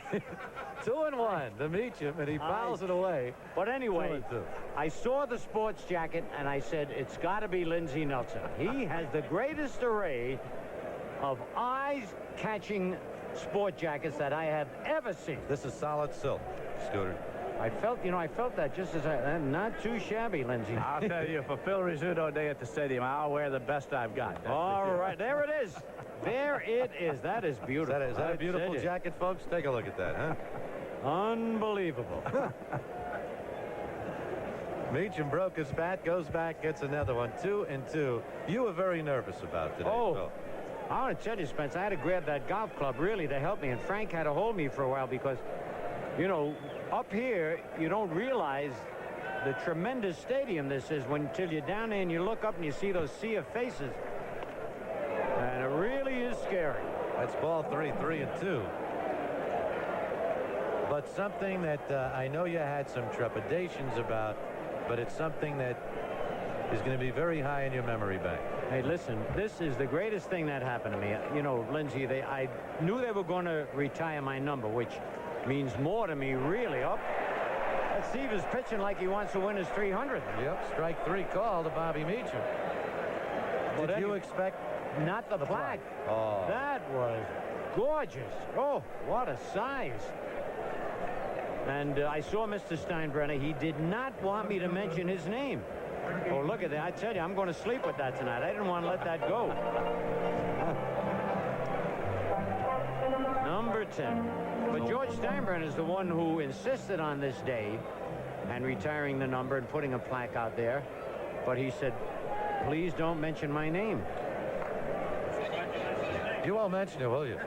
Well, I'm going to do it up here, but I think what he meant, that Huckleberry came to, and he shucked. But I wouldn't do it down there on the field, but I'll certainly do it up here. Here's Ricky Henderson to lead off. Yankees with a 1-0 lead. We're playing the bottom of the 5th. Seaver shooting for 300 on Phil Rizzuto Day. Yeah, but you heard what I said. He's not going to get it here today. You also said you've had a lot of dreams in your lifetime. You had another dream that the folks who may have joined us late. What's your dream this week? That there will be no strike. Okay, Scoot. And you know, most of my dreams have come true. Oh, that was not a strike. Here I am umpiring again, Lindsay. Why not? If you can't umpire on your day, who can? That's right. When it got in the fifth glove, it was a strike, but not before it crossed the plate inside. Looked like it broke around the plate. Yep. 1-2 to Henderson. I tell you, for a 1-0 game, this is a long game. Well, with Seaver pitching, Fisk catching, Cowley early in the game walked a couple of batters. And there you see the story. White Sox about hit the Yankees, but they've left 7 men on base through the first 5. 1-2. Tim Hewlett. Now, he played that ball nicely because it took a tricky hop and looked like it bounded off his chest, but right back into his glove. He did stay with it real well. And Ricky was taking no chances. That one looked like it might have been a little low, but when you get a strike call on you that you're unhappy with, you'll go after that next pitch. A lot of great gifts, too, Phil. We were happy to present you with a set of videotapes. I said every movie that's my favorite that I've watched 20 or 30 times through the years. I want to get you that Lash LaRue movie, though, that when you were back home a couple of weeks ago that I saw in Minnesota. You missed that. I know it. You're a big Lash LaRue fan. Yeah. Ken Griffey, who has the game's only RBI, single home Pagliarulo in the 3rd inning. Lindsay, the defensive play has been tremendous here today. Absolutely. On both sides.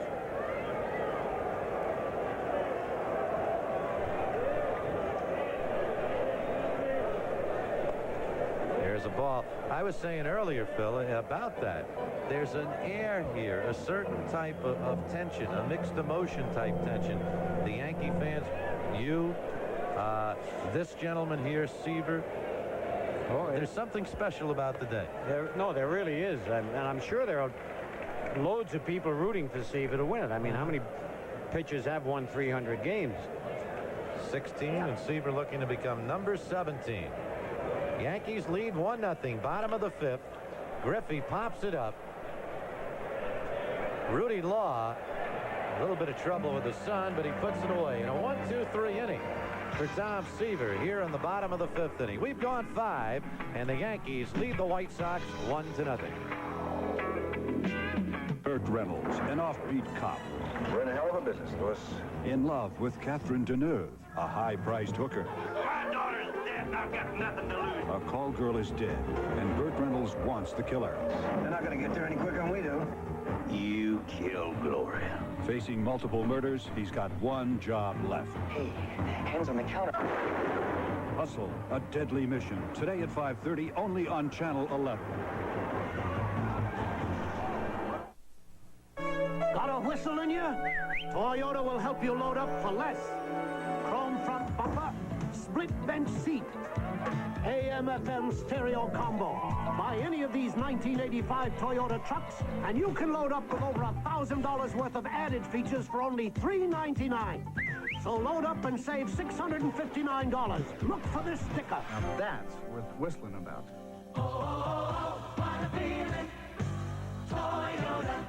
On the next Benson, Krause has a nightmare. I think someone is trying to kill me. What? It's my dream. It's my dream, too, but it's not like that. And the governor doesn't trust Katie. Did you say school dance? Yeah. Benson, when you were 14, did you dance with girls? Well, I did a lot more than just... I can't look. Monday night at 6:30 on Channel 11. Sixth inning here at the stadium on Phil Rizzuto's day, with the Yankees leading the White Sox and Tom Seaver 1-0. Scooter, Art Russ Jr. says he's getting you a copy of Ceiling Zero with Jimmy Cagney. Circa 1938. Cagney was always one of my... I love the way he got shot. It would take him 12 minutes to fall down. He'd run about 8 blocks and stumble, and then finally, but he was great. I love that line when he died on the steps? On the steps, and the cop came over and said, "Who is that?" To his girlfriend. He used to be a big shot. Yeah. Right. Scooter, you're a big shot, and you'll always be, and we love you, and we're so happy we could be a part of this today, Phil. Thank you, Spencer. And Lindsay, it was great seeing you again. Great to see you, really. Let's get Bill White back to work here. He looks too relaxed. I just want to take 1 second to again thank everybody who had anything to do with this day. It's, as you mentioned, Spencer, a day I'll never forget and cherish for the rest of my life. See you later, Lindsay.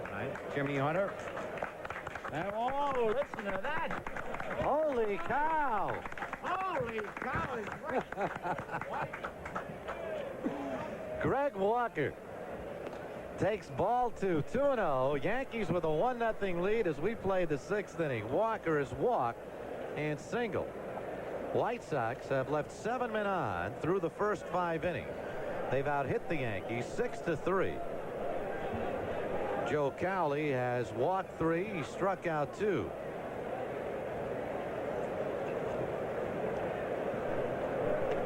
Outside, ball 3. Double checking those walk figures. You saw them on the screen. That's correct. 4 walks issued by Cowley, and within 1 pitch of making it 5. It is 5. He walks Walker for a 2nd straight time.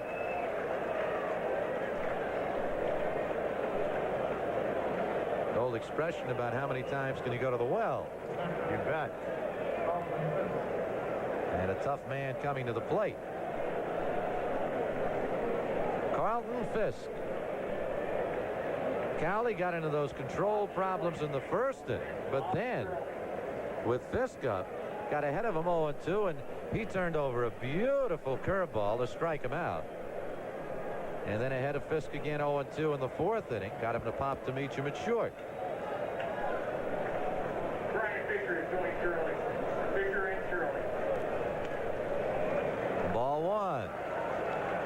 There's Bob Shirley and Brian Fisher throwing in the Yankee bullpen. Shirley the left-hander, and Fisher the hard-throwing right-hander.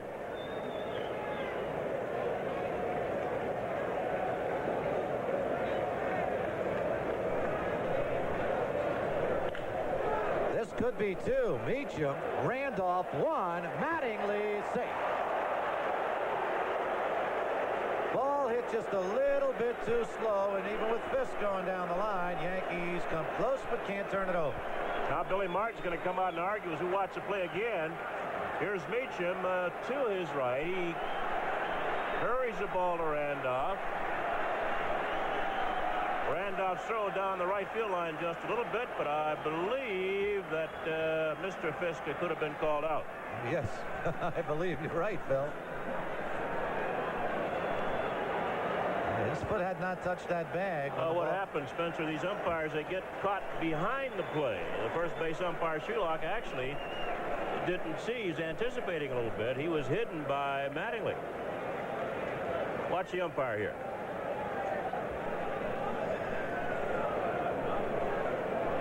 He took his time, called it, and they called him safe. So he felt he had a good look at the play. So with 1 man out, Oscar Gamble steps in.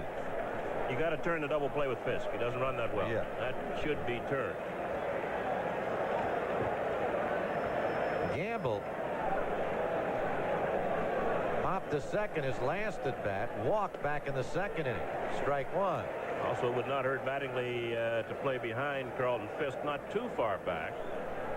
Fisk will try to steal in certain situations, but that would give him a little more lateral movement with Gamble batting.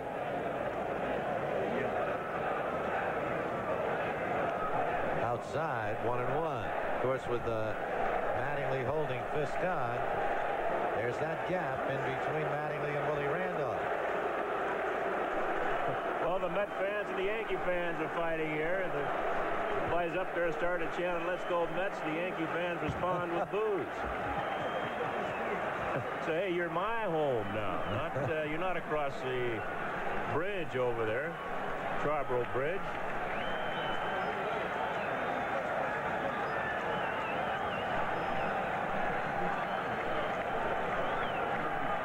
One ball, one strike, one out. And it's now 2 balls and 1 strike to Oscar Gamble. Yankees with a 1-0 lead. Now DeRullo's single in the 3rd. Scoring on a Griffey single.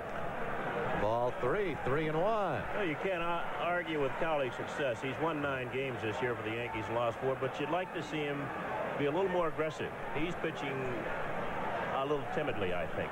And he doesn't have to because he's got good stuff. He should just come at these hitters and say, "Hey, I'm a better pitcher than you are hitter." 3-1 pitch in the hole with Mattingly holding the man on. And around to 3rd goes Fisk. And Phil, just what you talked about. That gap is there when you have to hold the man on first base. And it turns out to be a plus for the Chicago White Sox. And here's Billy Martin. And a minus for Joe Cowley because Billy might want a strikeout here, and Tim Hewlett's a batter, and he might want Fisher, and he does want Fisher. He wants somebody who can throw that ball in there 95 miles an hour, and somebody who will go at the hitters. And it's going to be this young fella here, Brian Fisher. He'll come on and replace Joe Cowley. So while the pitching change is being made, let's take time out along the Yankee Baseball Network for the following message.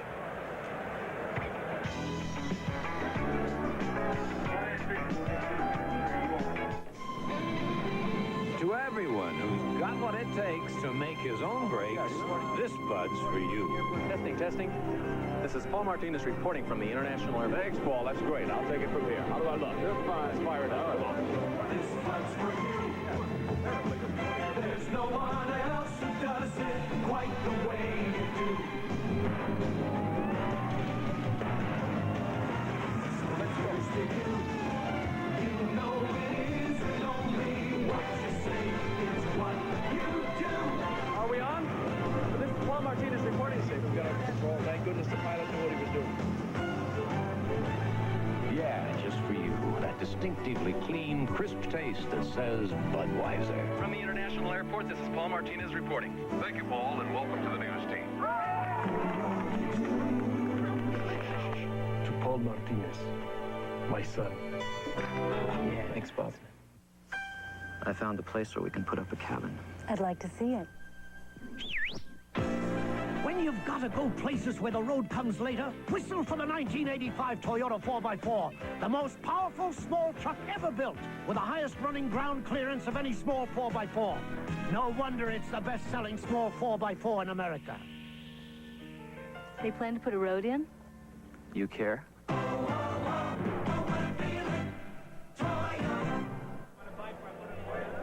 Brian Fisher making his 32nd relief appearance for the Yankees. He's won 2 and lost 2.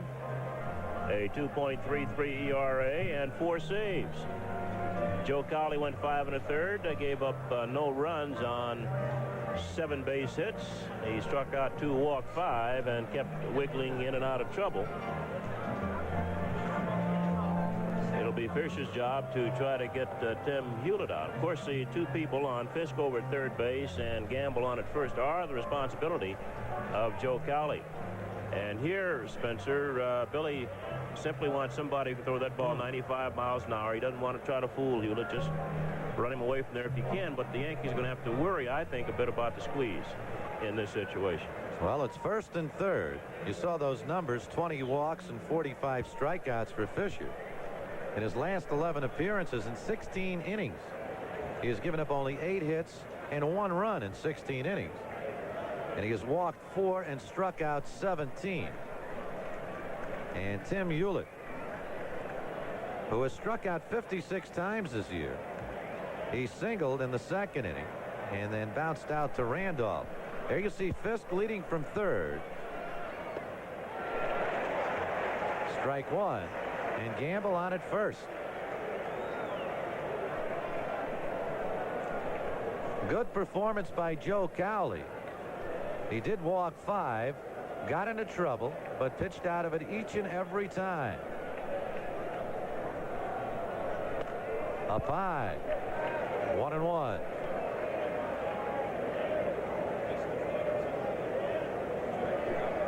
You see, the White Sox have out-hit the Yankees. That error did not hurt Chicago. It was by Hewlett. This is fouled away, and Brian Fisher has gotten ahead of Tim Hewlett at 1-2.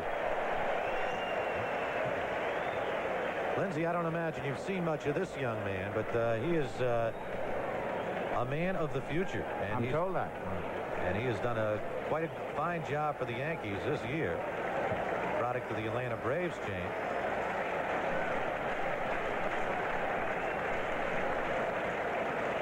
There's Fisk at third. Inside, 2-2. Fisher nearly made the ball club in spring training. He had a streak of about 14 shutout innings. In his last appearance, gave up a couple of runs. Yankees started him out in Columbus, but brought him back quickly. He's been with the team since May 7th. 2-2. And it's hit to right field. It'll score a run. Fisk will score. Gamble on his way to third. And it'll be a ground rule double. So 2-2 the count, and Hewlett strokes the ball into right field, and we've got a new ball game. We're tied at 1.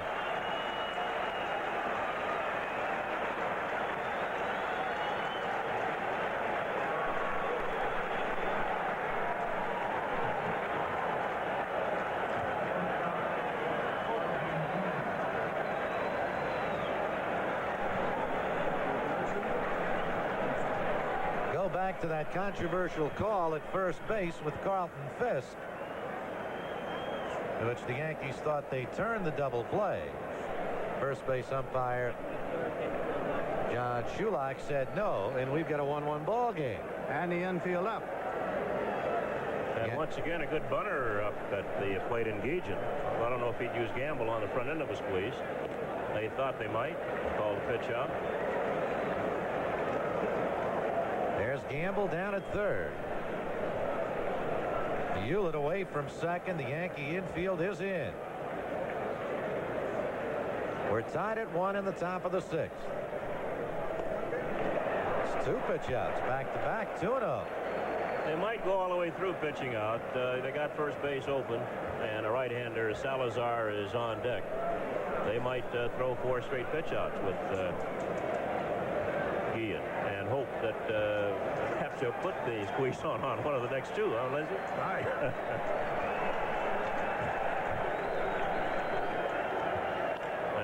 Right field, Winfield on, makes the catch, no, bobbles it.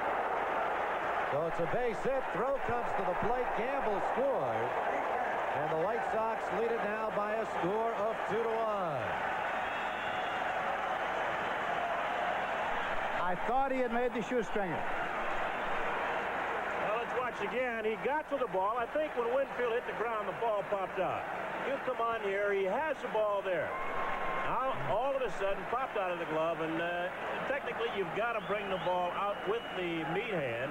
Dave did not do that. So Guillen gets a base hit and a run batted in, and those 2 runs now charged to Joe Cowley. Brian Fisher working on his own ERA. And the White Sox now with runners at first and second. And Luis Salazar takes ball 1.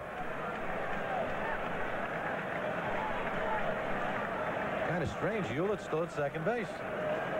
Well, he didn't know what to do because he thought Winfield, the last time he looked, Winfield had the ball in the glove and it popped out, and Hewlett didn't know what to do, so he decided to stay put.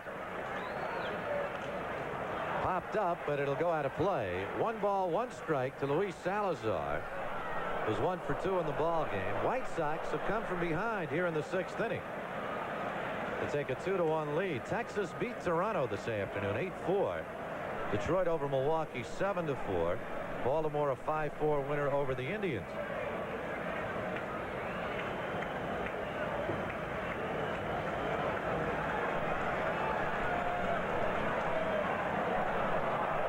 Tim Hewlett down at second.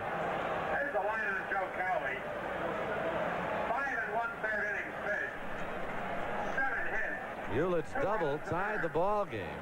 5 walks. Scoring fifth. And the count is now 1-2 to Salazar. 5 1/3 innings. 7 hits. 2 runs, both earned. 5 walks. 2 strikeouts. So at this point, Joe Cowley is the pitcher of record on the losing side. He can now win the ball game.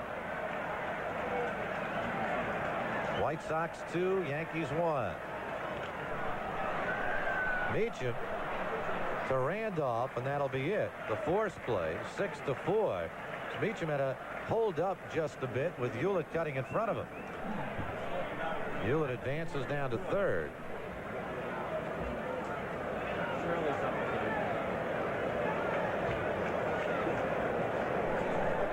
Billy Martin coming back out again. Rudy Law's a do-batter. Billy might want Bob Shirley to come on. Shirley's out loosening up. He's a left-hander. And with runners at third, first, and third, Martin certainly would like to keep this White Sox lead at just 1 run.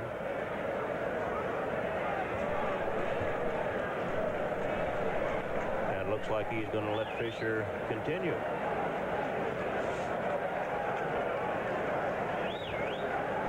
Billy Martin moving back to the dugout. Yankees.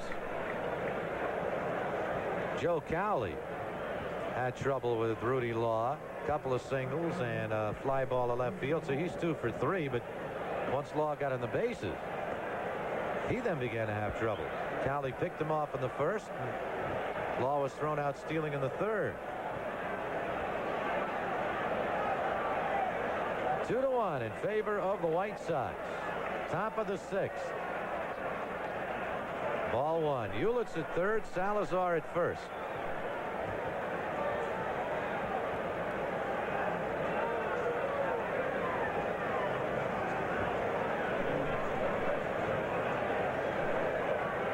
The base on ball started this off. The walk to Walker. A force play. A single by Gamble. And Hewlett doubled home a run. Fusion single to score another. And Salazar hitting into a force play, and Rudy Law. What's Law want? He's looking up. Oh, he doesn't like his picture on the board while he's hitting. He's trying. Rudy doesn't want his picture up on the board while he's hitting. He says, "Hey, that's distracting watching me hit." But they Oh, we got the crowd responding because while Tom Seaver goes for 300, Rod Carew came up with his 3,000th major league base hit today, and he got it against his former ball club, the Minnesota Twins. There had been some thought about a week ago when Carew needed about 10 base hits. Had there been a strike, just what might happen? Rod Carew might get shut out. Up high, 3-0. Well, I think the threat of the strike also added to the drama of this occasion because you figure that Seaver's going to win 300 sometime, but if there's a strike, this might be his last shot this year. And of course, we're not talking about kids. We're talking about Seaver and Carew. Brian Fisher has walked Rudy Law on 4 straight pitches. And the bases are now loaded with White Sox. Hewlett is at third. Salazar moving to second. And Law at first, and Brian Little. Rod Carew got that base hit in California. He probably would have preferred to get it in Minnesota against his former mates. Up high, ball 1. Fisher having some control problems right here. He walked Law on 4 pitches, and now 1-0 to Brian Little.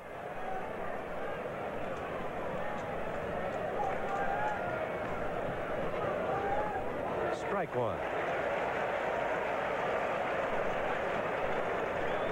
2 runs for the White Sox here in the 6th to take a 2-1 lead.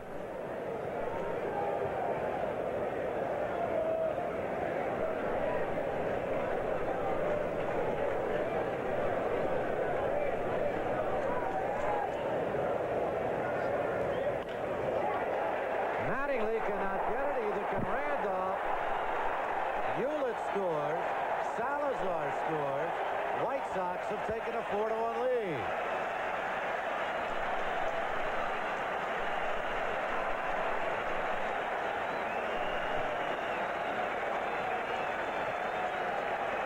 A fastball right down the middle. He finds a gap between Mattingly and Randolph.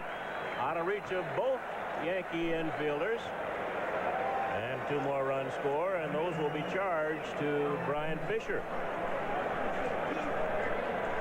And Tom Seaver resting back in the White Sox dugout. His team has given him a 3-run lead now. And there's another base hit by Harold Bain. And the White Sox increase their lead. Oh, out at the plate. Law is thrown out. Dan Pasqua rifles the ball to the plate, and he cuts Law down to retire the side. Tony La Russa doesn't believe it. He's been thrown out of the ball game. Oh, La Russa got hot and got hot quickly.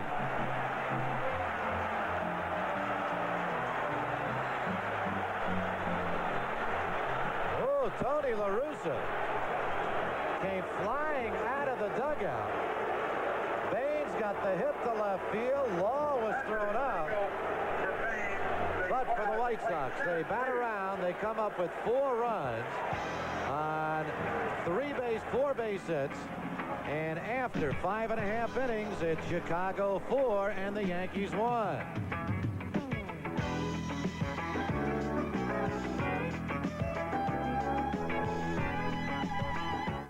You know how you feel about what you get for your money at some banks.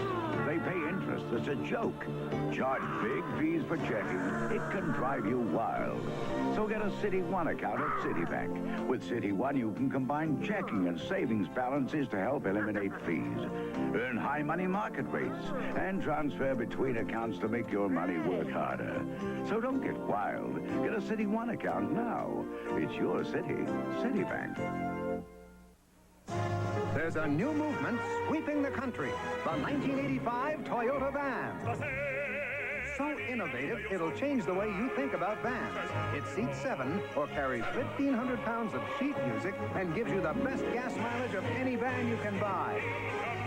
You can even get an ice maker and 2 sunroofs. The Toyota van. It's a whole new movement.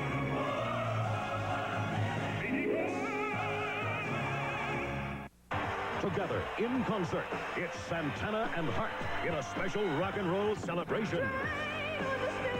Catch the magic beat of Hart, the hottest female rock and roll duo of all time. Then, it's the international rock and blues superstars, Santana. Santana and Hart, concert for the Americas. Friday night at midnight on Channel 11. Bottom of the 6th inning here at the stadium. Let's watch Pasqua again. Makes a good charge on a ball. Comes up. Nice overhand throw that carries. Here's Rudy Law looking back, which makes him lose just a little bit of his speed. Diving here. And home plate umpire Darrell Cousins calls Law out. I think they also booted out Tony La Russa. So Don Mattingly to lead it off for the Yankees in the bottom of the 6th. For the first time this afternoon, New York has fallen behind. Mattingly singled in the first and bounced into a force play. Ball 2. Seaver has given up 3 base hits in the ball game. The last one, Ken Griffey's RBI single in the 3rd.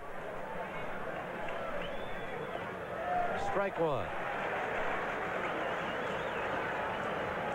Like all great pitchers, Seaver no exception, they get stronger. And you've seen it so many times, haven't you, Lindsey Nelson, with him? Absolutely. And in a circumstance like this, it takes all the discipline that the best pitcher can get not to let up a little bit when he looks up there and sees he's got the 4 runs now. Not to let up is a difficult thing. But not for a great one like a Seaver, right? That's what makes the difference. 2-2 to Mattingly. Greg Walker, he'll take it by himself. So Mattingly retired on the ground ball to Walker, and there's one man away here in the 6th inning.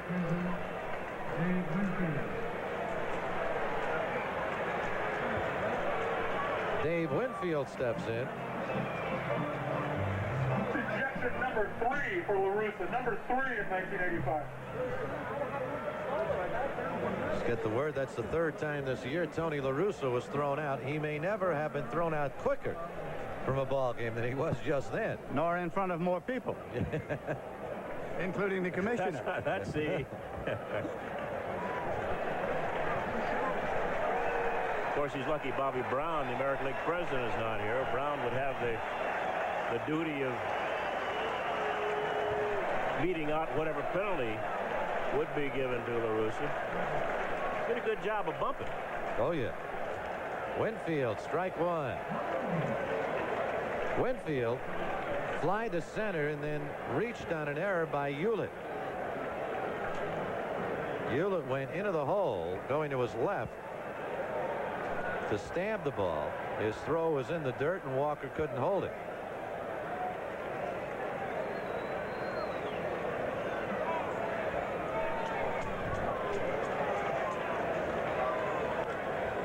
This is popped up. Tim Hewlett. And there are 2 quick outs in the bottom of the 6th inning.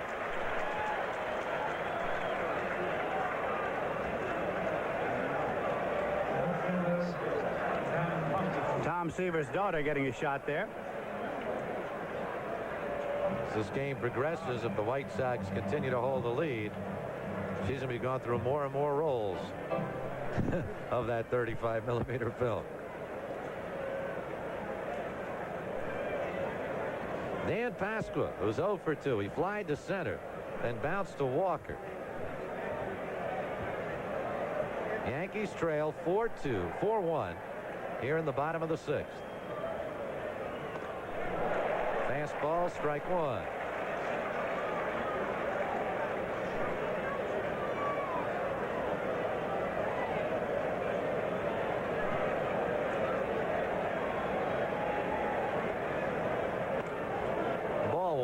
Since Griffey's single in the 3rd, the Yankees have had but 2 base runners. Winfield on Hewlett's error, and Randolph when he was hit by a Seaver pitch. On that last pitch, Seaver on the follow-through ended up right on the seat of his pants. Got the outside corner, 1-2.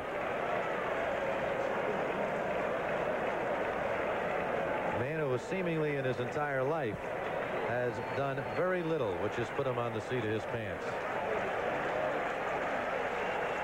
Number 41, Tom Seaver. Ball 2, 2-2.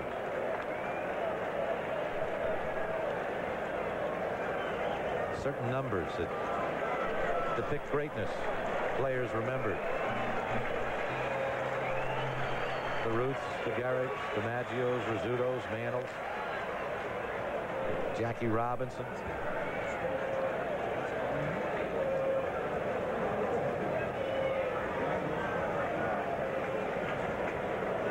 Dan Pasqua.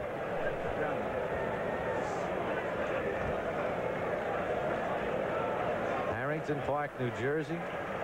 As a youngster, he watched Tom Seaver pitching for the New York Mets. And it swung on and missed, strike 3. Seaver has a 1-2-3 inning through 6. It's the White Sox 4. The Yankees 1 on the Canon camera scoreboard. And we're now going to pause for station identification. West Side. Hey, Pierre, what's with East Side, West Side? That's where you can play Saratoga at New York City OTB. Saratoga? Yeah, OTB has all the races from Saratoga, and you can see them live at 14 branches. Terrific. And hear live calls at every branch. East Side, West Side. Play Saratoga at New York City OTB. All around the town. Saratoga at New York City OTB. Terrific. WPIX New York. Rizzuta, what are you doing here so early? You turning over a new leaf? No way, White. Just having a little cappuccino. Where'd you get cappuccino here at the stadium? I didn't. Cora made me some this morning. Put it in my new Yankee thermos. Salute. Wednesday, August 7th at 1 p.m., Delwood presents Yankee Thermos Day. Any fan 14 and under will receive a free Yankee thermos, compliments of Delwood. And now... I know, holy cannoli. Paul Newman's back as ace detective Lou Harper. I know you didn't shove those sleeping pills down her throat. Joanne Woodward's his latest client. I don't know where to start. And this time, Harper's in real deep. This man is sorely trying my patience. I don't know what you're talking about. You're loony as a fruitcake, you know that? Paul Newman's up to his neck in hot water. Find out if he escapes the drowning pool. Wednesday night at 8, only on Channel 11.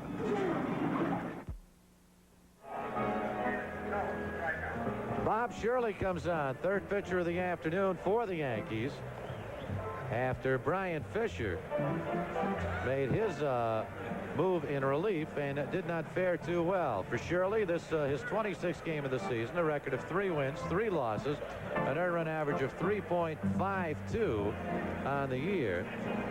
And Shirley's last appearance in Cleveland in a 9-1 Yankee loss, he pitched 2 no-hit innings, walked 1 and struck out 1. This is third appearance of the year against the White Sox. He is 0-1. He came out in a ball game at Chicago in the 11th inning, gave up 4 straight hits. White Sox scored a run and beat the Yankees by a score of 5-4. That was back on April the 27th. So Shirley comes to the mound. Brian Fisher came on after Joe Cowley got into trouble in the 6th inning.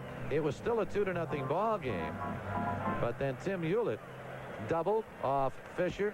Ozzie Guillen single. There was a force play, a walk. Brian Little's 2-run single, another single. And the White Sox put 4 runs on the board. Fisher, 2/3 of an inning, gave up 4 hits, walked 1, did not strike out anyone, and gave up 2 runs. Greg Walker to lead it off. Bill? All right, Spence. White Sox had batted around in that 6th inning. And Walker in that a 6th inning walk, leading the inning off. He's walked twice and single in the ball game, and the count is 1-0. Now it's 2-0.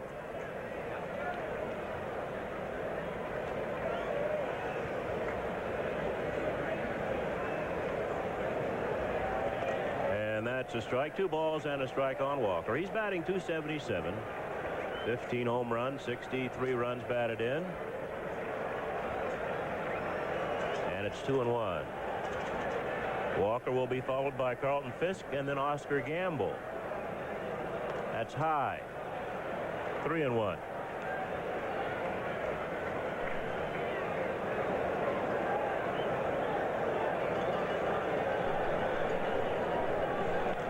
Out of play. 3-2. Full count.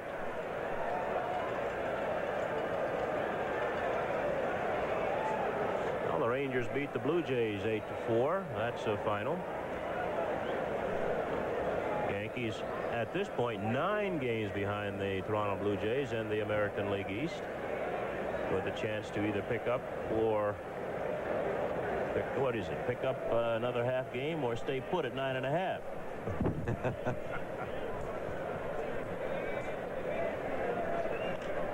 Into left center field, Pasqua coming on. Glasses down for the first out. Pasqua made a good defensive play to close out the 6th inning on Bain's single to left.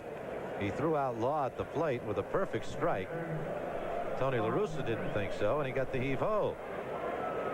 La Russa booted out of the ball game for the 3rd time this year. Here's Carlton Fisk, who was struck out, popped up, and forced a runner and scored a run. He scored the tying run in the 6th inning.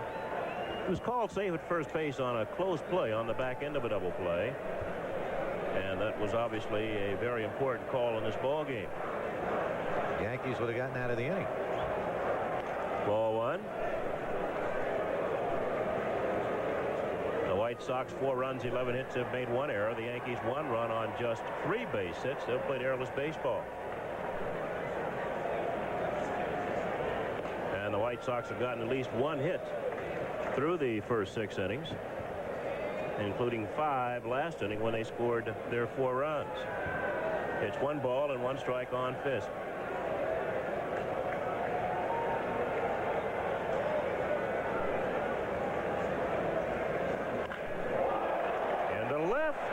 Pasqua can't get it. And Fisk will hold at second with a two-base hit. Well, Carlton Fisk hit that ball hard over Pasqua's head up against the wall. And he has doubled with one out in the seventh inning. He hit a rocket, kind of like you see Don Baylor hit. And the added strength of Carlton Fisk right here. Pasqua got the glove up, but it just went, seemed to have a beat on it. But the ball kind of came in between his glove and his body. And a rocket line drive double by Fisk, who leads the American League in home runs. And we've got a pinch hitter now for Oscar Gamble. LaRussa going with a right-handed hitter, Ron Kittle. Kittle batting with Fisk down at second base and one out. And the White Sox leading 4-1, and he takes low, ball one.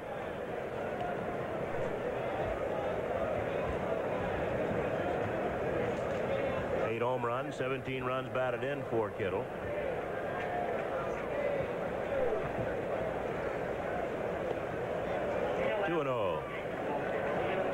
There's Fisk. The Yankees get another reliever up in their bullpen. It's a right-hander.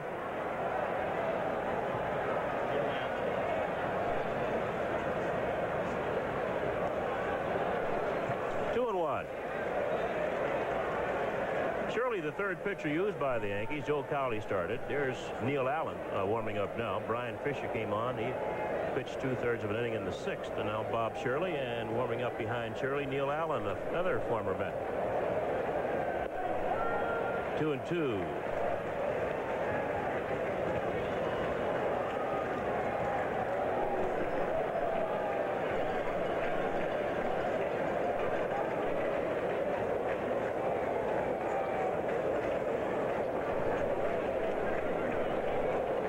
Just a bit low, and the count is full on Ron Kittle.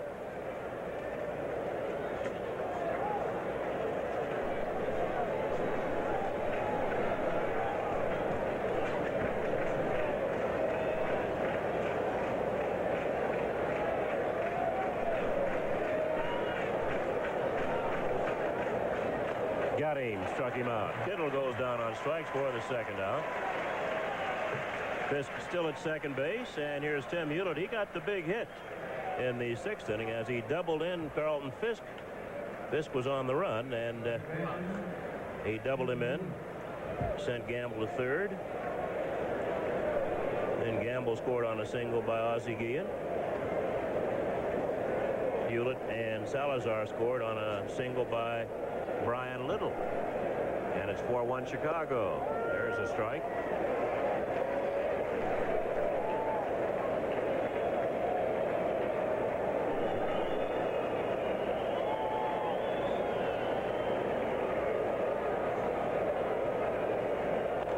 Out of play.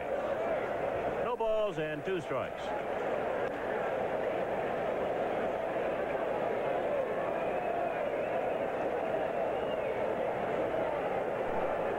Shadow working its way out toward the pitching mound, which will not make hitting easy. It's tough enough to hit as it is. Seaver working on a 3-hitter, and the shadow should obviously help him. 1-2. There's Seaver. Last man to win 300. Steve Carlton of the Philadelphia Phillies, 1983. The year before that, Gaylord Perry, pitching then with the Seattle Mariners. 1963, Early Wynn won his 300 with Cleveland.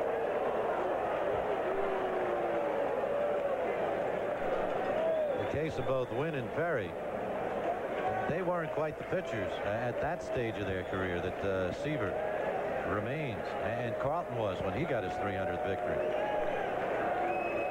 2-2. Curveball. Did he go? Evidently not. They did as they checked with the first base umpire, John Shulock. And that'll retire the side. No runs, a base hit, and a man left. Bottom of the 7th coming up. The White Sox 4, the Yankees 1.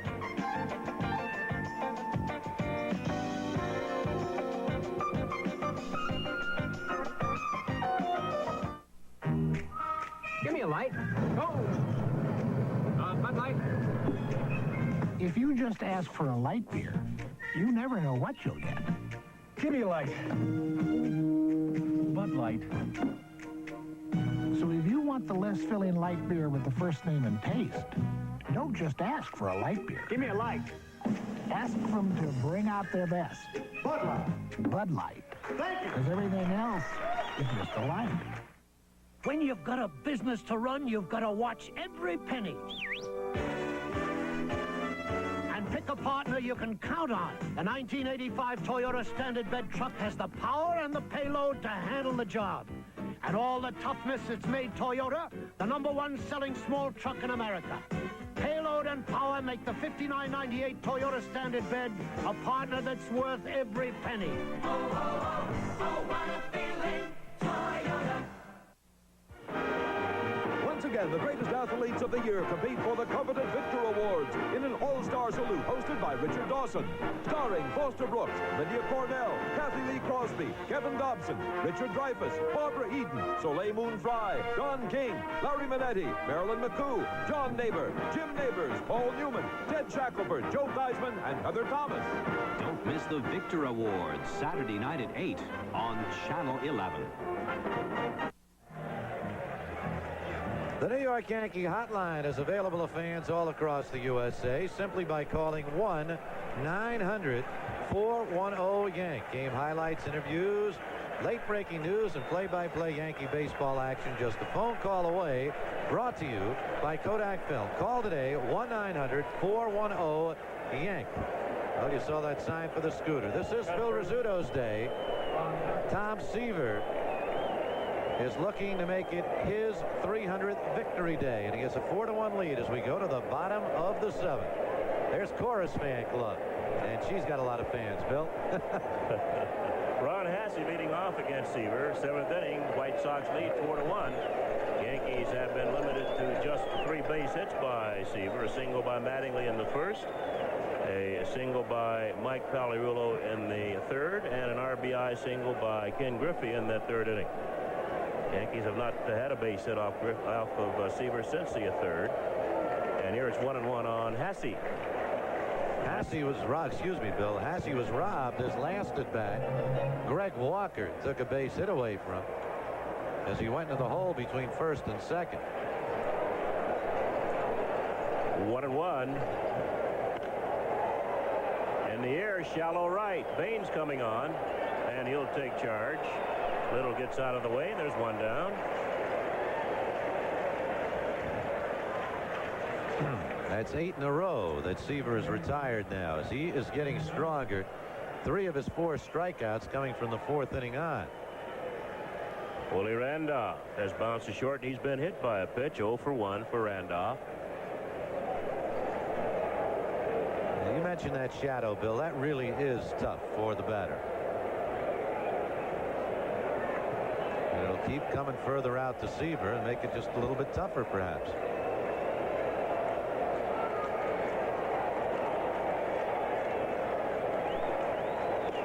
A strike to Randolph. There you see it. And, with the upper deck facade here at the stadium and the lights, it's even tougher because you got shadow, shadow, light, light, light, shadow. How's that again? Well, something along those lines. It's a ball and a strike on Randolph. Since Seaver's been in the American League, the Yankees have not beaten him. He's beaten the Yankees twice and not lost to him. Well, he's looking to run that record to 3-0. That's low. What goes through your mind, Lindsey Nelson, having been there that first day in 1967 when you see this gentleman now? Well, what goes through my mind is that the historical significance of this occasion has not escaped Tom Seaver's attention. He knows exactly what he's doing, and he knows exactly what he came to do, and it's just like watching a master craftsman at work. In the left, broken bat, fly ball to left field. Rudy Law has an easy chance, and there are 2 outs. They even had the family bring along the camera. Brought along the camera. He's aware, too, that Lefty Grove and Early Wynn won their 300th and never won another game. They both ended up, Lefty Grove and Early Wynn, with 300, and that was all. Seaver does not intend to do it that way. He starts to work the minute this one's over on 301, he says. Probably looking at Warren Spahn's 363. What do you think of that? Valerulo takes a strike. Well, I think it took the sheriff's posse to get him to stop even then. He'd have been pitching right today if they hadn't taken some stringent steps. He finished up with the Mets, didn't he, Lindsay? Or was with the Mets right near the end? Pitched for them, yes. Warren Spahn pitched from 1942 to 1965. He won 363. And never won one until he was 25 years old because he'd been in the Army. It was on the Remagen Bridge, Ed. It was on the Remagen Bridge, as a matter of fact, with a repair battalion. 20 minutes after he left, the bridge collapsed and killed some 15 to 20 soldiers. 2-1. Into center field, Salazar. Nice lazy fly ball. That'll retire the side. 3 up and 3 down with played 7. The White Sox 4, the Yankees 1.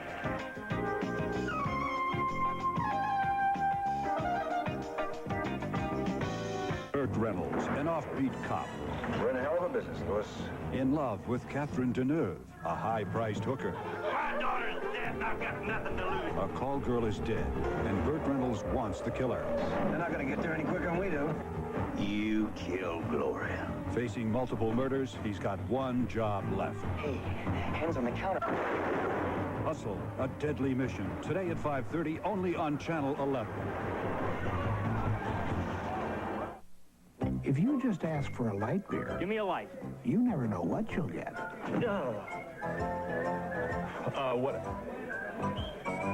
What I wanted.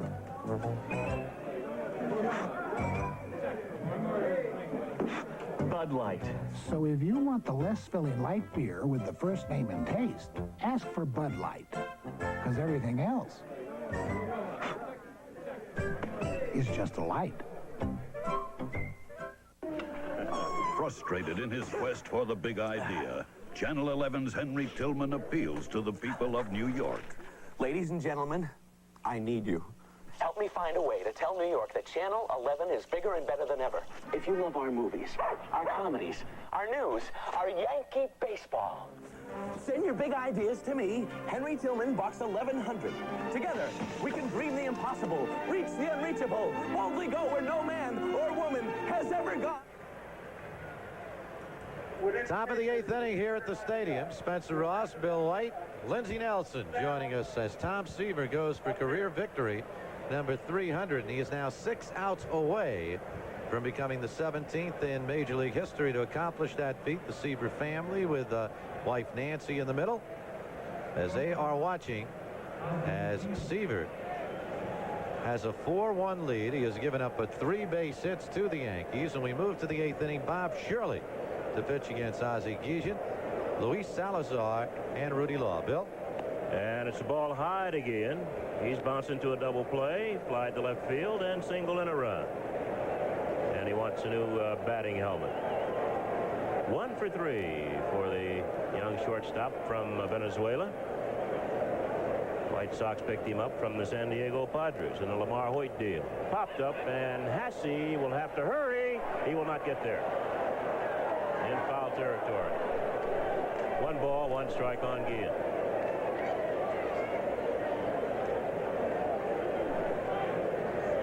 Ball got down to hurry. Yep. Hasse made the long run, but unable to come up with it.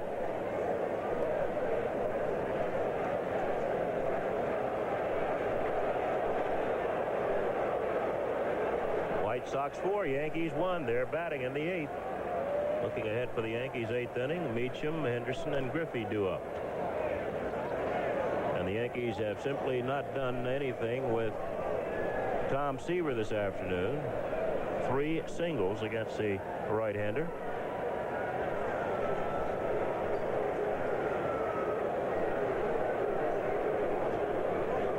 One and 2. Pasqua gets there for the catch. And Pasqua And there's one away. Now that's the second good defensive play by Pasqua, who threw out Law at the plate in the 6th inning when the White Sox scored 4 runs. Comes on quickly, extends the glove, and puts it away for the first out. Look at it from a different angle. And there's one out. And now the batter is Luis Salazar, the center fielder who has struck out double, forced a runner, and scored a run. Ball 1. Heck of a crowd here today. 54,032 for Phil Rizzuto Day. And also to see Tom Seaver go for victory number 300. It's a ball and a strike on Salazar. They try to make him hit breaking balls. Has good grips at fastballs.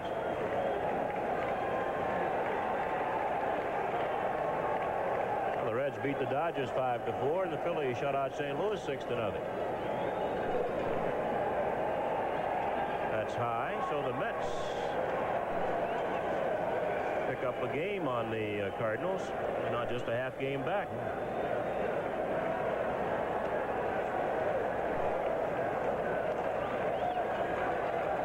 Baltimore edged Cleveland 5-4. Texas over Toronto 8-4. In the first game, Detroit beat Milwaukee 7-4. So the Yankees in danger of falling a half game behind Detroit. The Tigers would move into second should the Yankees not get something going this last couple of innings. 3-2 on Salazar.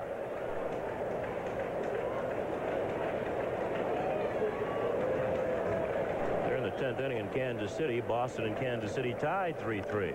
Popped up right side. Mattingly. Wind brings the ball back for him, and there are 2 outs.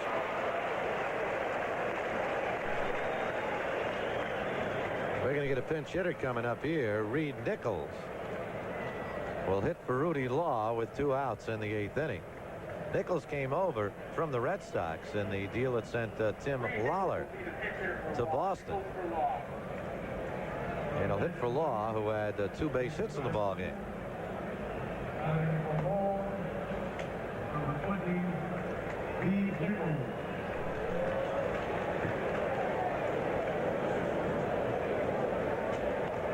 Too high, ball 1. It's hard to break into that Red Sox outfield. Jim Rice, Tony Armas, Dwight Evans. Last year, all 3 of them drove in 100 runs. 2-0 on Nichols.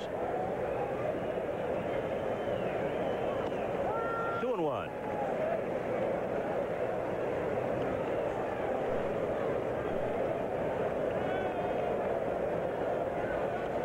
Two and 2.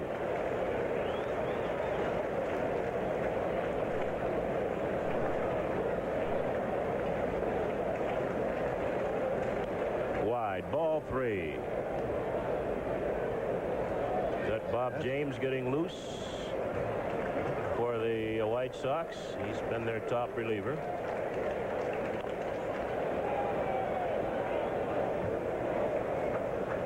Had some knee problems. Count on Reed Nichols with 2 outs, nobody on in the top of the 8th, with the White Sox leading 4-1 over the Yankees. Back up the middle, it'll go through. Base hit Nichols. Well, Reed Nichols pinch hitting for Rudy Law. Singles up the middle with 2 outs, and we look at Seaver. We'll also get a pinch hitter for Brian Little. Scott Fletcher swinging a bat in the on-deck circle. Moves being made here in the late stages of this ball game. White Sox are leading it by a score of 4-1. We've got Fletcher hitting now for Little. Little came up with perhaps the key base hit in the ball game, the 2-run single in the 6th inning off Brian Fisher, which gave the White Sox a 4-1 lead. He also walked twice. And here is Fletcher in as the pinch hitter. Fletcher batting .229, no home runs, 19 runs batted in.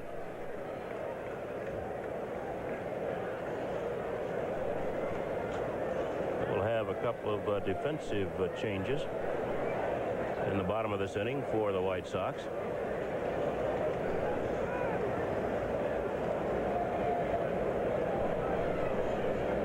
Nichols will probably stay in and go to left, and Fletcher at second.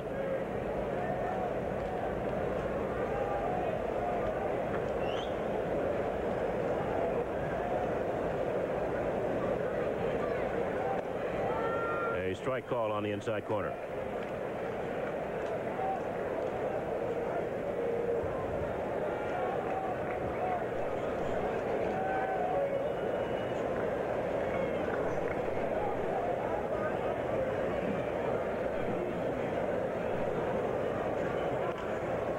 Play down the right side. No chance for Mattingly. It's 0-2.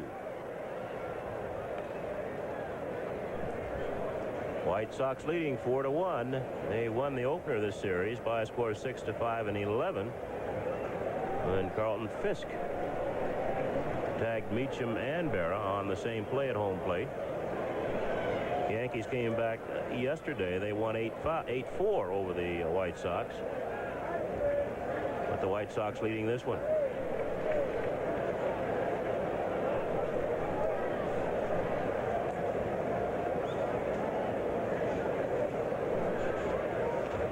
Too high.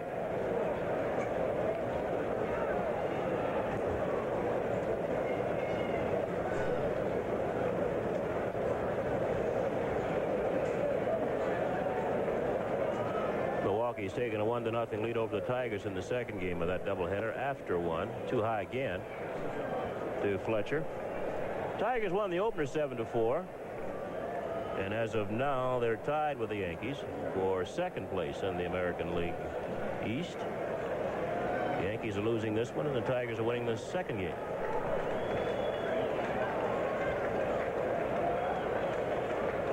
Doesn't sound right, does it? They're losing the second game. One losing.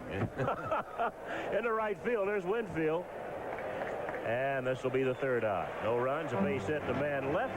We're going to the bottom half of the eighth inning. The White Sox lead the Yankees 4-1.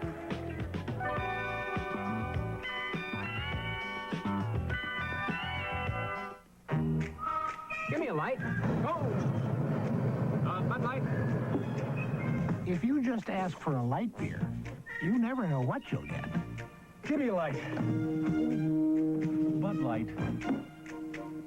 So if you want the less filling light beer with the first name and taste, don't just ask for a light beer. Give me a light. Ask them to bring out their best. Bud Light. Bud Light. Thank you. Because everything else is just a light. The new, more powerful 1985 Toyota Supra and Dan Gurney take on the Big Apple. The Supra's twin-cam electronically fuel-injected 6 roars up Fifth Avenue. The four-wheel disc brakes set up the high-speed turn across town. The independent suspension absorbs the punishment of city streets. How does Dan feel surrounded by all this luxury? This is fun.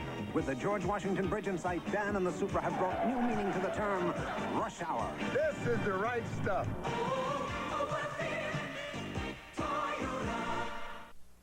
On the next dazzling edition of Lifestyles of the Rich and Famous, we'll join Lloyd Bridges and a galaxy of stars at Hollywood's secret hideaway in Bear Valley. Jeannie Francis finds paradise on a millionaire's yacht, and some rich cowboys down at the YO Ranch show off a 6-gun collection worth $40 million. Then whoop it up with some old friends at a glittering showbiz party for Milton Berle, and jet off to Cognac Country to meet the family behind the famous drink. All on Lifestyles of the Rich and Famous. Tonight at 8, only on Channel 11. Participating advertisers in New York Yankee baseball, your Tri-State Dodge dealers who invite you to test drive Poetry in Motion, the 1985 Dodge Lancer. Bud Light, the light beer with the first name and taste. Everything else is just a light. Your Toyota dealer and the extra value package trucks that can now save you big bucks on added features. And by the New York Yankees. Couple changes for the White Sox. New left fielder, Reed Nichols, and a new second baseman, Scott Fletcher. And a new broadcaster, Spencer Ross. Okay, Bill. Bobby Meacham to lead it off against Tom Seaver, who was retired the last 10 Yankees to come to the plate. He is 6 outs away from career victory number 300. Strike one. Meacham 0 for 2. Fly to center, took a called third strike. Seaver has struck out 4. Up high, 1-1.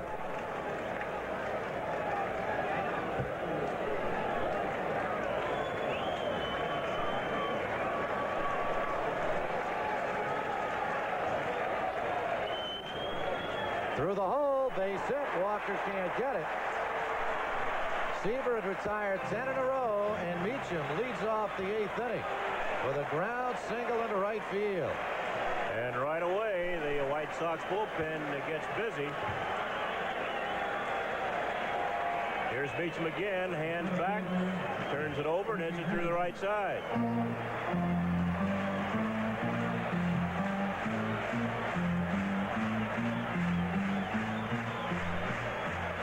Bobby having trouble still with that left hand that he injured a little less than a week ago.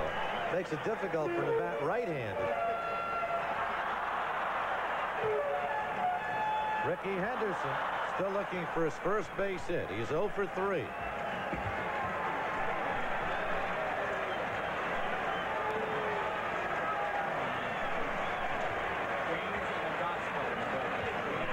Pops it up. It'll go out of play.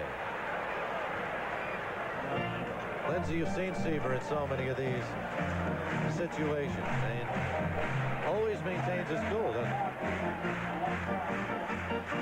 We got Juan Acosta and Bob James out there. What I said is, and in the Yankee bullpen, Neil Allen, he maintains his cool. Absolutely. Absolutely. He'll go as long as he can, as strong as he can. Count is 0-1 to Henderson. 1-1.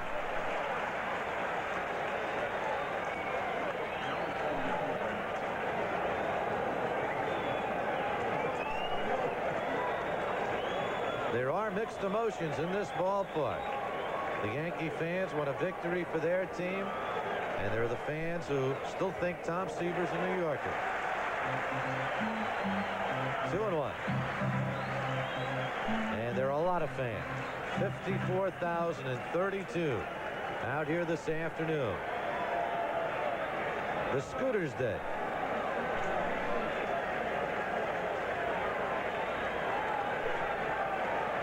Two and 1 to Henderson.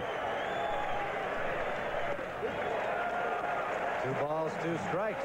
Came inside on him. Turned it over inside. Ball will tail in just a little bit and down on Henderson.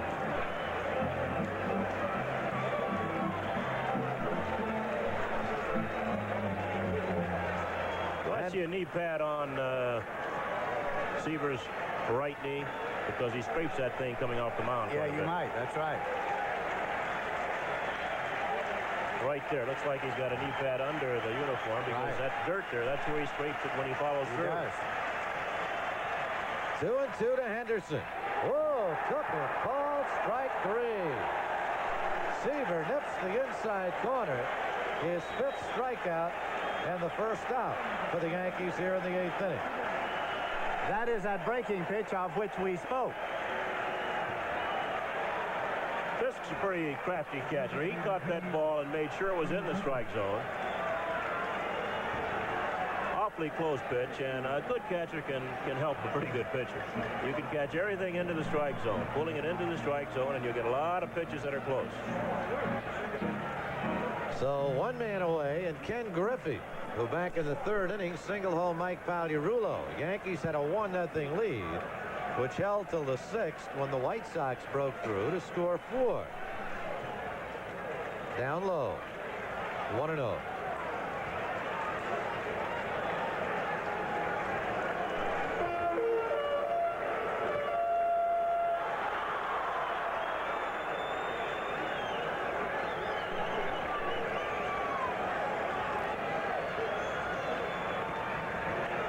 Ball 2, 2-0 to Griffey.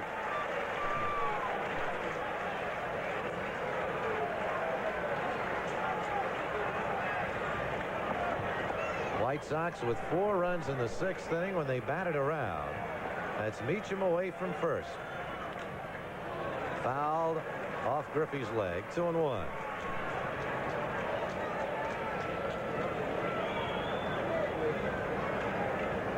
The shadows now have passed beyond the mound.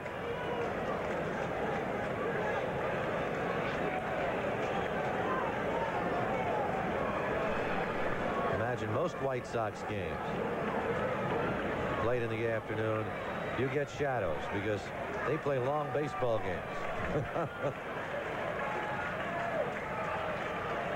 Bobby Valentine, when he managed his first game in the American League against the White Sox, you want to know if they get paid by the hour.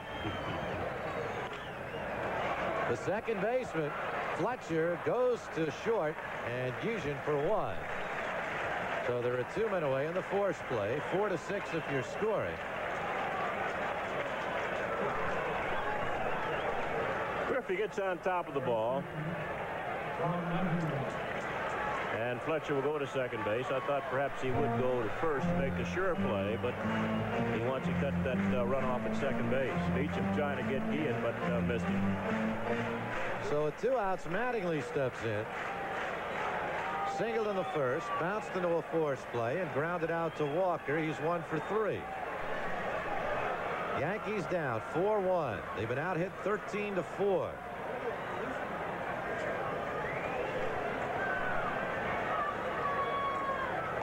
Up high, ball 1. I think Tom's getting by a little bit on experience now.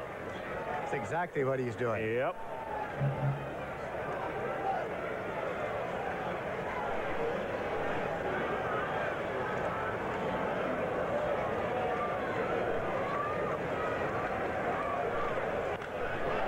Right field. It's a fair ball in the corner. And the Yankees have put runners at first and third as Griffey moves over to third. Right down the line, had to wait for a moment to see if that was going to be a fair ball. And the tying run will come to the plate. Here's Mattingly ripping the ball into the right field corner. It kicks out to Baines, and Mattingly wisely decides to play it safe and hold at first base. Griffey at third. Dave Duncan now out talking with Seaver. I'm sure Tom would like to finish this ball game. And it looks like he's going to stay in.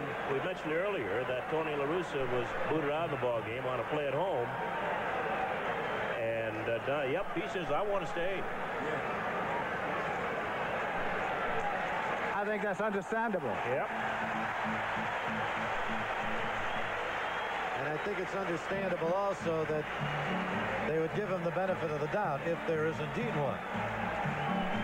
Tom Seaver's been around long enough to know when it's time to say, I don't want to stay. There's the former president of the United States, Richard Nixon, who's in attendance this afternoon. It's out to see a lot of the New York Yankee ball games. And here is Winfield. Quietly, Winfield represents a tying run there in this ball game. Griffey is at third.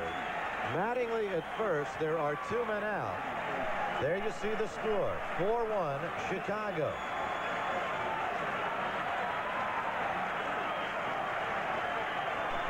Tom Seaver 4 outs away from becoming the 17th pitcher in Major League history to win 300. But it could be a long 4 outs.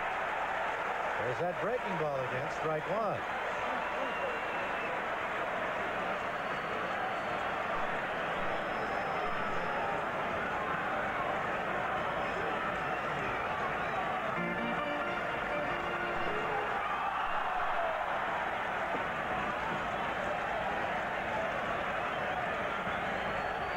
Fastball inside here. Too far inside, 1-1.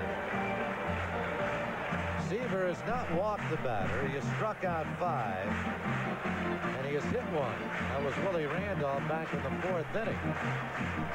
From that point on, the Yankees did not have a base runner until here in the 8th. Seaver retired 10 in a row.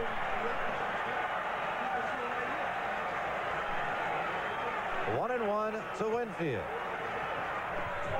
1-2.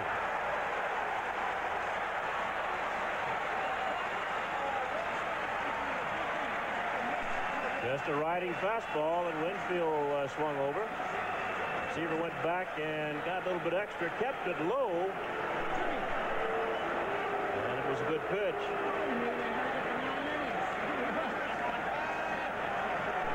this is what this game is all about right here. The great pitcher against a great hitter and a tying run at the plate. Seaver's been in this situation so many times. The man at the plate's been there too. Dave Winfield. Tom Seaver. Cy Young Award winner in 69, 73, and 75. Here is the 1-2 to Winfield. 2-2.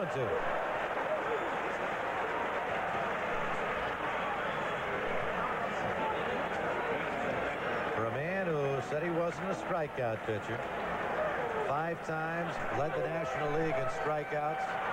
For 10 consecutive years, he had 200 or more strikeouts in a season. But I'm not a strikeout pitcher.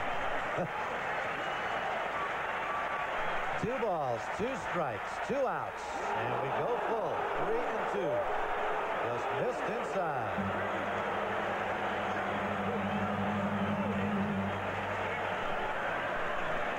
$54,032 on hand. Winfield at the plate, 3-2, 2 outs. He represents the tying run. Griffey is down at third. Mattingly will be running on the pitch as we check Griffey and Mattingly.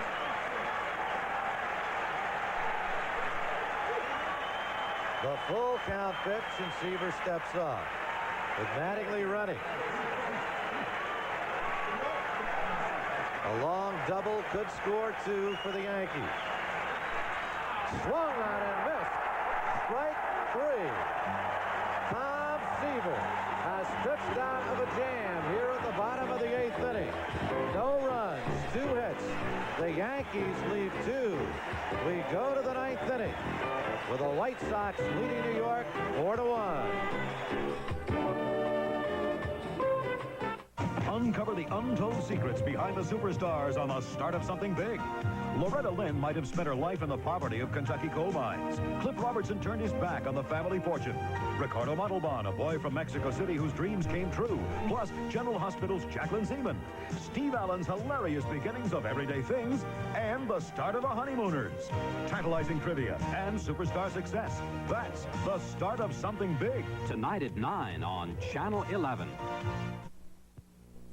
Want a good reason why my antacid is Tums? I'll give you 3. 1, Tums is effective. It neutralizes 1/3 more stomach acid than the other leading brand. And that's what I take an antacid for. 2, sodium. I don't want any. And Tums is sodium-free. 3, Tums is rich in calcium. And to me, an extra source of calcium is extra good news.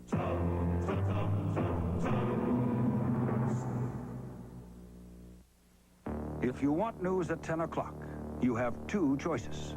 Both give you local news, weather, and sports, but only one is at the center of a worldwide news-gathering network.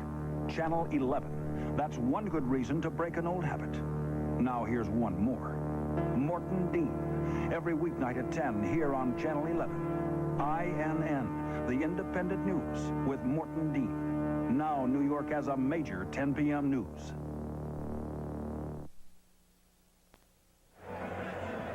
Well, the Yankees will use Neil Allen here in the 9th inning. Allen making his 6th appearance as a Yankee. He's pitched 9 1/3 innings, given up 4 earned runs. His ERA 3.86. Struck out 4. No record with the Yankees. Bob Shirley went 2 innings, gave up no runs on 2 hits, struck out 2, and did not walk anybody. And he gives way to Neil Allen here. Allen becomes the 4th pitcher used by the Yankees in this game as the White Sox lead it 4-1. Spencer? Well, there's going to be a traffic jam leaving Yankee Stadium. And nobody seems to mind because 54,032 are here, and they have stayed through 8, and they're not leaving. They are looking at a history-making moment. Perhaps if Tom Seaver can retire the Yankees in the 9th inning, he will become the 17th pitcher in Major League history to win 300 games. Neil Allen will face Harold Baines, Greg Walker, and Carlton Fisk here in the 9th. Pop foul. And if you Plan to go out and get a soda pop or some liquid refreshment. I imagine this is the time people are doing a little scurrying. They want to be back for the bottom half of the 9th inning. Baines with 2 base hits. And the count is 0-1. 0-2. Check it. 1-2. Of course, Neil Allen was gone from the New York Mets when you left Shea Stadium, but he put in some good years. Certainly did. Don Mattingly makes the play unassisted. Of course, when you were there, when Seaver got in trouble, a little left-hander who believed would come on and save so many ball games. Tug McGraw, he certainly would. Tug is now retired. He's no longer active in baseball. When he retired this year, it amazed me when I thought about it. It was almost 20 years Tug McGraw played this game of baseball. Yes. Greg Walker fouls the first pitch away. He's 1 for 2 with a couple of walks. He led off the big 4-run 6th inning for the White Sox with a base on balls.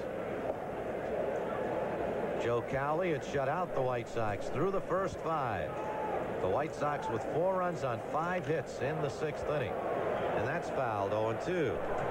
I want you to know, Spencer, that among those people you were speaking of who will be here to finish, you can count me, because both the planes on which I was booked have long since left. You should have figured it was the White Sox. I didn't know. Nobody told me. 0-2. We'll be catching Lindsay on Saturday Night Baseball on the CBS Radio Network. You're doing a big college football schedule, aren't you, Lindsay? 1 a week, and that's about as big as we can get to them. Yeah, you can't play that game much more than once a week. Up high. 1-2. You'll be working with Paul Horning, right? Paul Horning. Paul and I have worked together about 10 years in years past, so I'll enjoy that. Got him swinging at a bad pitch, strike 3. So there are 2 men out here in the 9th inning. I've been working a good deal of baseball with Johnny Bench, and we've been discussing Tom Seaver and what we think his future is. And Johnny Bench says he thinks he might want to manage or be active in the game somewhere on the field. I talked to Don Drysdale. He doesn't think so. There's the commissioner, Peter Uberoff, in the shirt sleeves there this afternoon. Drysdale said he thinks Seaver wants to be an announcer, and he thinks he wants to move into the broadcast booth because he's had some experience at that already. And he's done well at it. There's a ball to Fisk. I think his longevity would be a little better up here than down there. Foul ball. How many years have you been in this business, Lindsay? I shouldn't ask you that. Well, I've had 26 years in the major leagues. And with the Mets? 17 with the Mets. 17 with the Mets. 9 with the Giants? No, I had 5 with Game of the Week before I ever started with the Mets.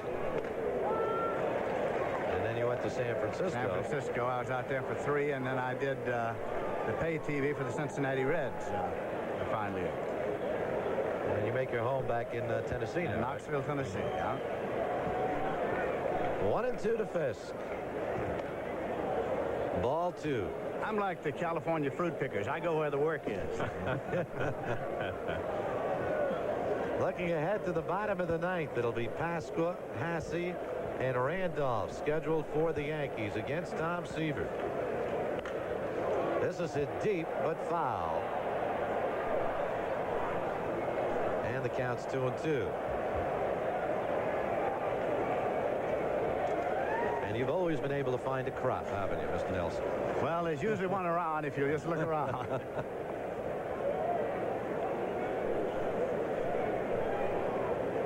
There you see the line score. 4 runs, 13 hits for the White Sox. 1-5-0 for the Yankees. Short right field. Winfield. He has it. The side retired. 1, 2, 3. Pasqua, Hasse, and Randolph stand in the way of Tom Seaver's bid for victory number 300. We go to the bottom of the 9th. It is 4-1 in favor of Chicago.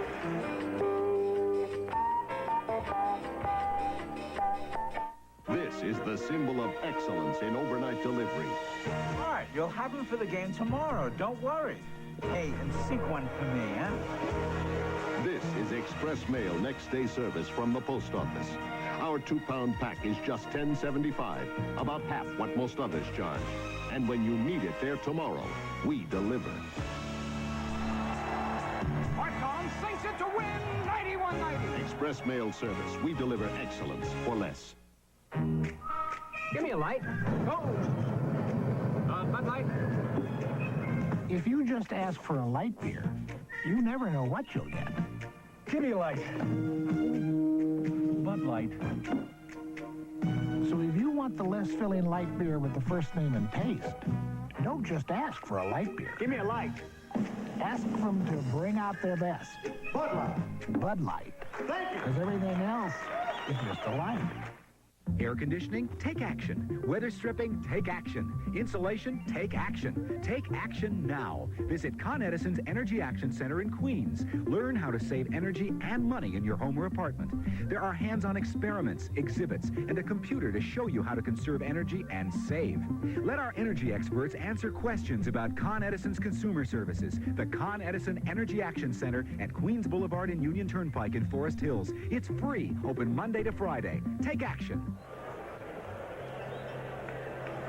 He broke in 1967, won his first game on April the 20th, his 50th in August of 69, his 100th in May of 72, May of 75, 150, number 200, September 15th, 1977, and 250 on May 19th, 1981.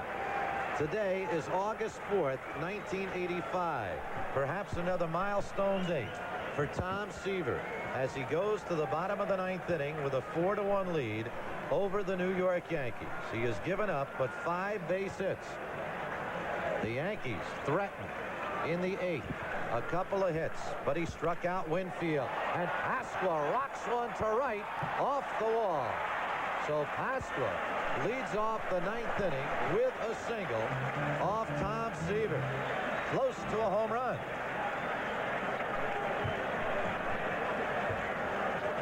And here it is again. Ball is up, and Pasqua, with that quick bat that he has, just hits a liner middle of the wall here and bounces right back to Baines, and he holds it first with a single. And once again, Bob James gets up in the White Sox bullpen. On a day when Tom Seaver shoots for number 300, the new star for the Mets, Dwight Gooden, beat the Cubs by a score of 4-1. And Seaver will pitch to Ron Hasse. Hasse 0 for 3. Walker robbed him of a hit in the 4th inning. Strike one.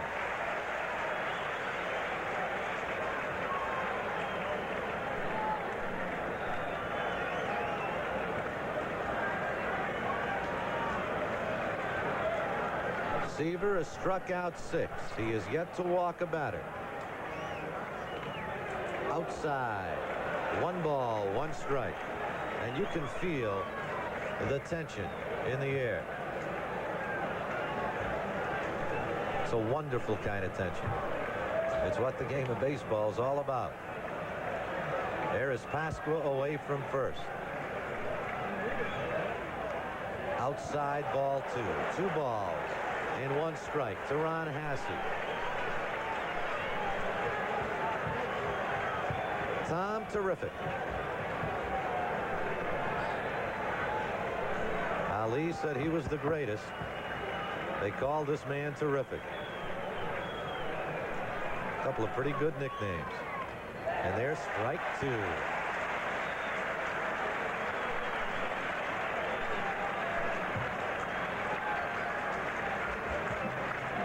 They call Gooden the doctor. This is a doctor at work. He's examining the patient, surveying the situation. 2 balls, 2 strikes. Seaver will have to try it again.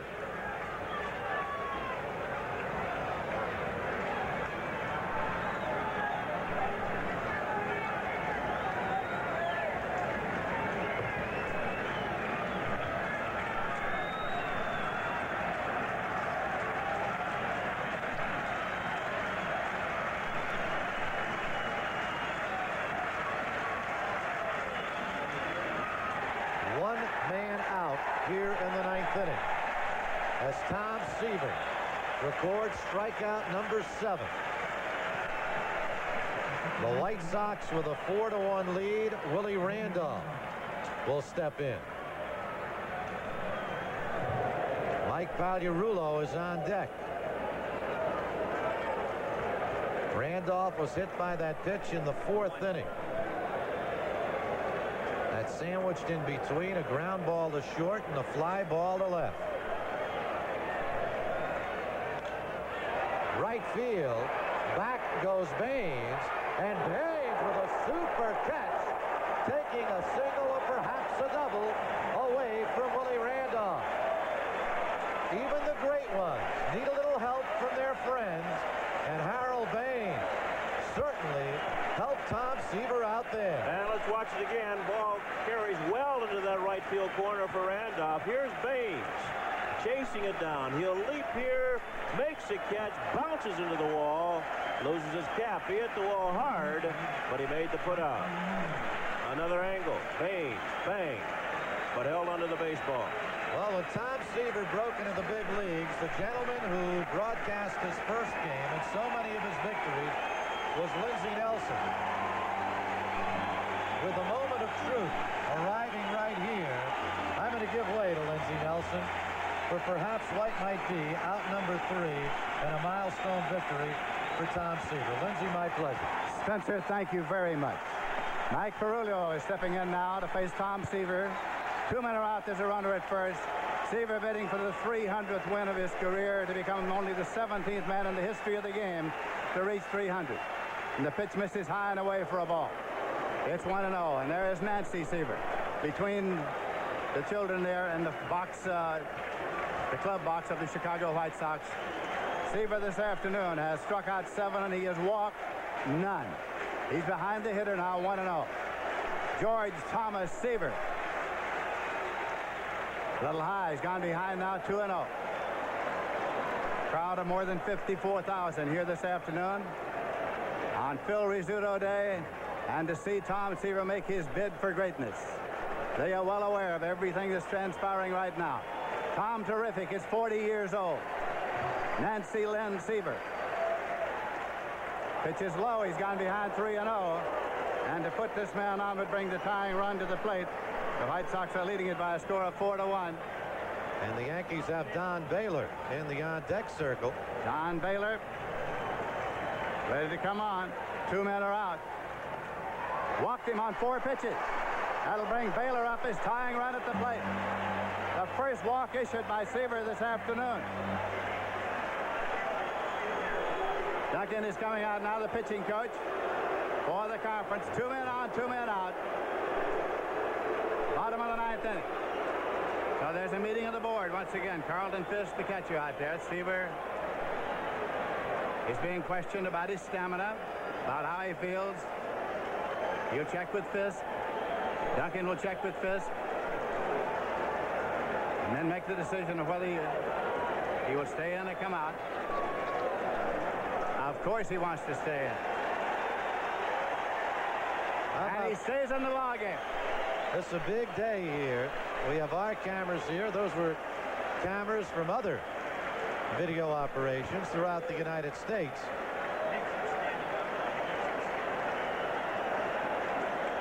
This crowd is on its feet to an extent, as Don Baylor will step in to pinch hit for Bobby Meacham. A single by Pascal.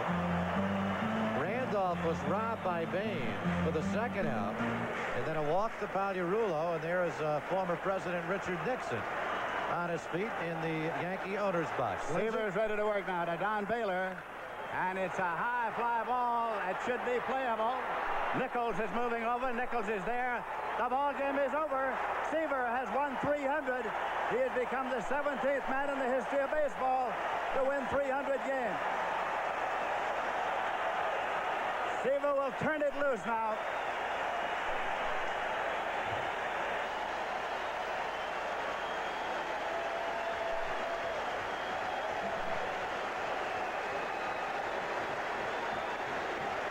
A 40-year-old Tom Terrific, Tom Seaver.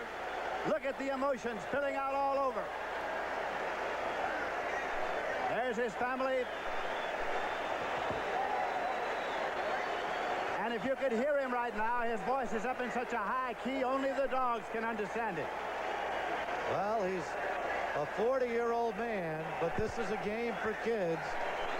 And that kid is a very, very happy individual. He has done what only 16 others have accomplished. And this crowd is still on its feet with cheers for Tom Seaver. There he is. That's Nancy.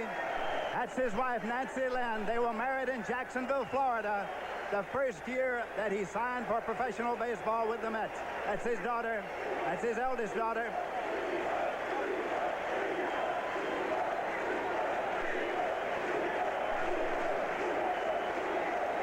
They're chanting Seaver, Seaver, Seaver, they're Seaver. chanting, and with his father, he gives a great deal of credit to his father for teaching him concentration, dedication, work. A happy young man from Fresno, California.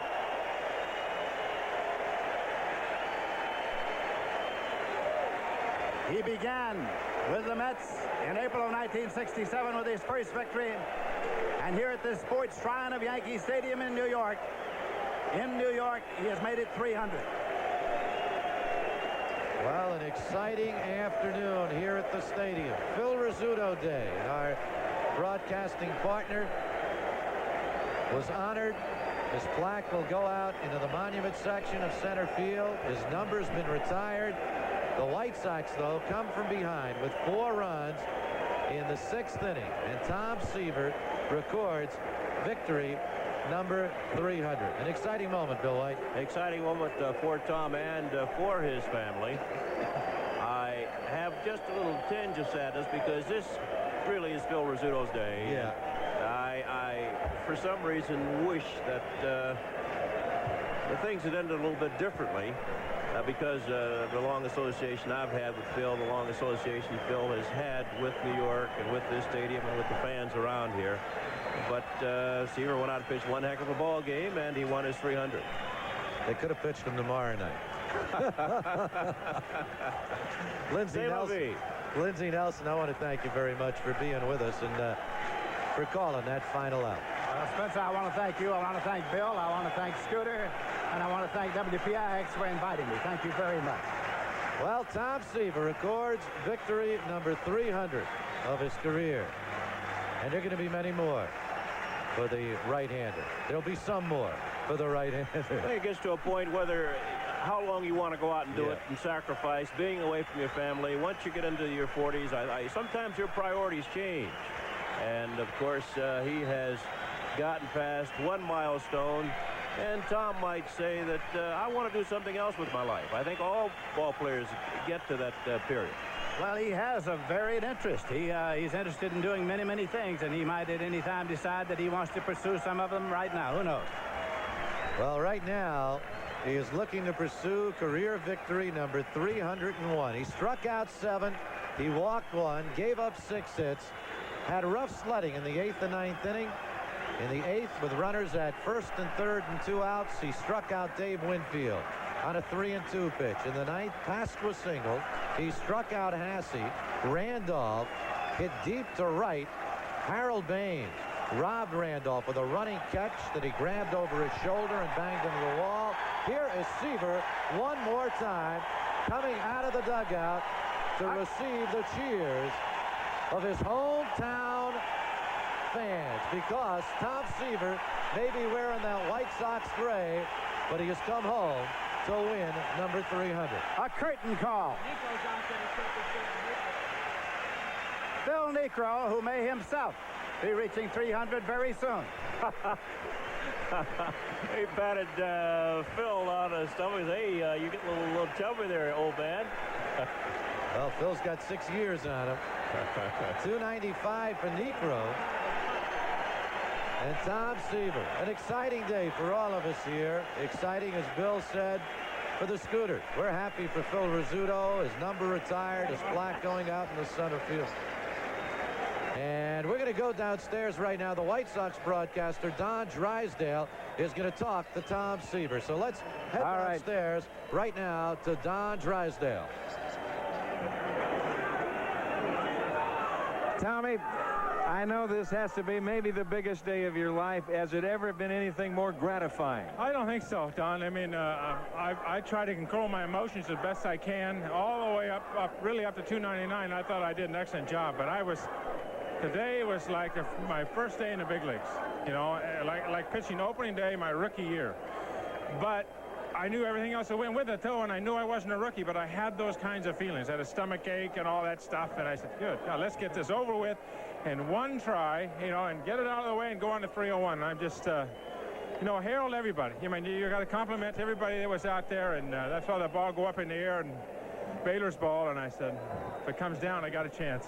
You know, I talked to you prior to the game. You felt at that time it looked like cool, calm, and collected, but all of a sudden I said that it's going out there to start warming up when things start to feel a little bit. Well, I actually, when I start to warm up, I feel better. I can get some physical energy going.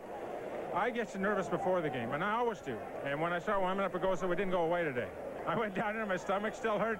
I had a headache, and I go, what is going on? This is supposed to be, and I'm talking myself into this being another day, but, you know, deep down in your heart and the bottom of your stomach, you know it's not another day. And it was being here in New York in front of the New York fans, and it's just, you know, if I'd have lost, it would have been a lousy day. I didn't lose, we won, and it was a great day. Tommy, when you went out there this afternoon, was there a key inning, a key pitch that was the ball game for you? Well, I think you don't really know. Late in the game, getting Winfield out on the strikeout, that's a big out. And my objective was to cure. I really had three objectives.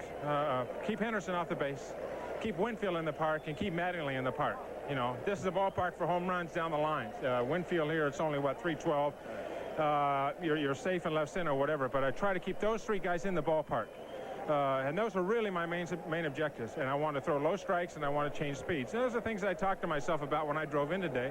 And for the most part, I executed. I got a little tired at the end. But I had a couple of guys out there kicking me in the rear end to get me going. Ozzie was doing it, and Pudge was doing it, and Dunk was there. He says, this is the one you've been waiting for. You know, he didn't want to take me out, and I was pretty tired, but I mean, if you can't get up for that out in your career, you're never going to get up for one. It appeared that when you got the 2 outs in the 9th inning, the first couple of pitches that you threw, Carlton Fisk had to settle you down just a little bit. I started rushing, you're right. And I was jumpy, and I didn't sit back and drive off my back leg. I just didn't take my time. Flying open, and I was really pretty good in the 8th inning. But again, still nervous in the 9th inning, and just stay back and throw your normal pitch. And we know Baylor's fastball hitter inside, but I felt if I get some movement on the ball, I had a chance. And the ball moved at the hitting zone, and he popped it up. We talked about the start of the ball game. It was supposed to be a 2:35 start. Right. We looked up 2:54 in the first. You were not out there yet. Did that have any effect? Well, no, I've been through that before. I've been through the circumstances of parades, and you get pushed back 15 minutes. So I sat out in the bullpen a while, and I got up and I threw a while. And, you know, being a warm day, then there was really no problem. I can sit around for as much as probably 30 minutes and not have it affect me. We've talked about crowds, and they had 54,000 plus here this afternoon. When were you conscious of the crowd, if at all? When I was driving down the Major Deegan Expressway, and the traffic was backed up all the way to the George Washington Bridge. I said, oh my, and it was 11:15 or something. I said, well, I think we're going to have a full house today. But some of them here have seen me pitch before, so I figured some of them were on my side. What'd you say to Nancy? I said, piece of cake, wasn't it? What about your dad? Oh, I just gave a big hug, and he said, nice going. I saw him after I struck out Winfield. He was over there waving his hat, and my father-in-law, Dean McIntyre, he had tears in his eyes, and my good friend Matt Marola, I told him it was a piece of cake. It's kind of a saying that we've had all these years, and it's a great feeling, Don. A lot of the people wonder, how long will Tom Seaver go? Well, we'll have a meeting at the end of this year with, I call it a team meeting, my wife and two girls, and we'll sit down and we'll talk about it. And I'm 90% sure that I'll pitch next year, but I've got to get it by the chairman of the board over there to see if I can. Well, you can hear the sound in the background because it's going over the PA announcer right now. But I think right here is we talked about the stuff that you've had all year. This is as good as stuff you've had in the last 4 or 5 outings. It looked like you had a pretty good fastball. it wasn't really a day that I could feel my stuff out there. I was off the ground, nervous and whatever. The ball sometimes felt like a shot put, other times it felt like a feather. But when you would jam Winfield and I jammed Randolph when I was behind in the count, then I knew that the ball was good. I knew the ball had good movement and I had good stuff. And Pudge came out and said, "You're throwing fine. You're throwing real good. So, you know, just keep her going." A man right behind you. Thank you, Billy. Thank you very much. I appreciate it. Thank you. We have a couple of other gentlemen here. Eddie Einhorn, the president of the Chicago White Sox, the chairman of the board, Jerry Reinsdorf. Hi, Jerry. How are you? We just want to congratulate you. It's been a great thrill for us to just have you with us for 2 years, and this was a culmination, and we hope there's a lot more. Hopefully in 5 more days it'll be 301. What do you say? I love it. We hope so, right? Friday night, 301. I hope so. But I'll always remember that night in the hotel room in Chicago when we knocked on your door and told you you were a member of the White Sox, and you almost threw us out of the room. Not only that, you asked us to show our identification. I didn't know who they were. Well, there's no identification needed here this afternoon. You've seen history in the making. Tom Seaver wins victory number 300. Thanks, Don. Okay, and I think Tom Seaver kind of summed it up when he said, "Some of the folks here have seen me pitch. They certainly have, and they've certainly loved the man who wears number 41, because he's on the road, Lindsey Nelson, but he came home to win number 300. He came home and he finally said there to Don Drysdale in that final interview all the things that we knew. This was a big day for him. It was an emotional day for him. He was tiring. He's 40 years old. Tom Terrific had come a long, long way, but he made it. He's won 300. He is what we all knew he always would be, a baseball immortal. And you respect and you root for perfection. And even in defeat, Billy Martin coming out into the dugout and shaking Tom Seaver's hand. There he is, number 41. And he'll be back for many, many more. There's the final out of the ball game. And the White Sox come running out of the dugout and retreating in from the field to congratulate Tom Seaver, who becomes the 17th pitcher in Major League history to record victory number 300. For Seaver, his 12th victory of the year. He pointed out that key strikeout of Dave Winfield in the 8th inning. Yankees had runners at first and third. He was tired, Lindsey Nelson. He was tired again in the 9th inning, but he found something extra. The right stuff, I guess somebody once called it, in writing a book about a different form of athletic endeavor, so to speak.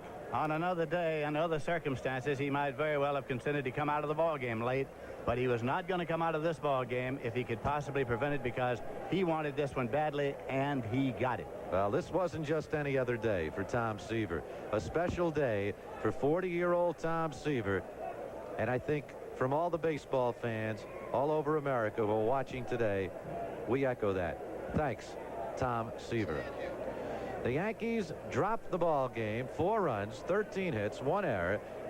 For Chicago, the Yankees with 1 run, 6 hits, and no errors, as the White Sox come from behind with 4 runs in the 6th inning to beat the New York Yankees. Here's the way that 6th inning went. For the White Sox, Greg Walker led off with a base on balls. Fisk forced him at second. Key play there because it was close to being a double play. Billy Martin came out and argued, to no avail. So Fisk was on at first. Oscar Gamble then singled to right. Fisk went over to third. Tim Hewlett, after Brian Fisher came on to replace Joe Cowley, doubled to right field. 1 run was in, and the White Sox were tied at 1-1. And then another run scored in a force play with Luis Salazar, and then with a 2-1 score after a walk to Rudy Law, Brian Little delivered a 2-run single to right field, and the White Sox had a 4-1 lead. And that gentleman who you see on the screen right now, Tom Seaver, his wife Nancy, had something to celebrate, and they're still celebrating. Victory number 300.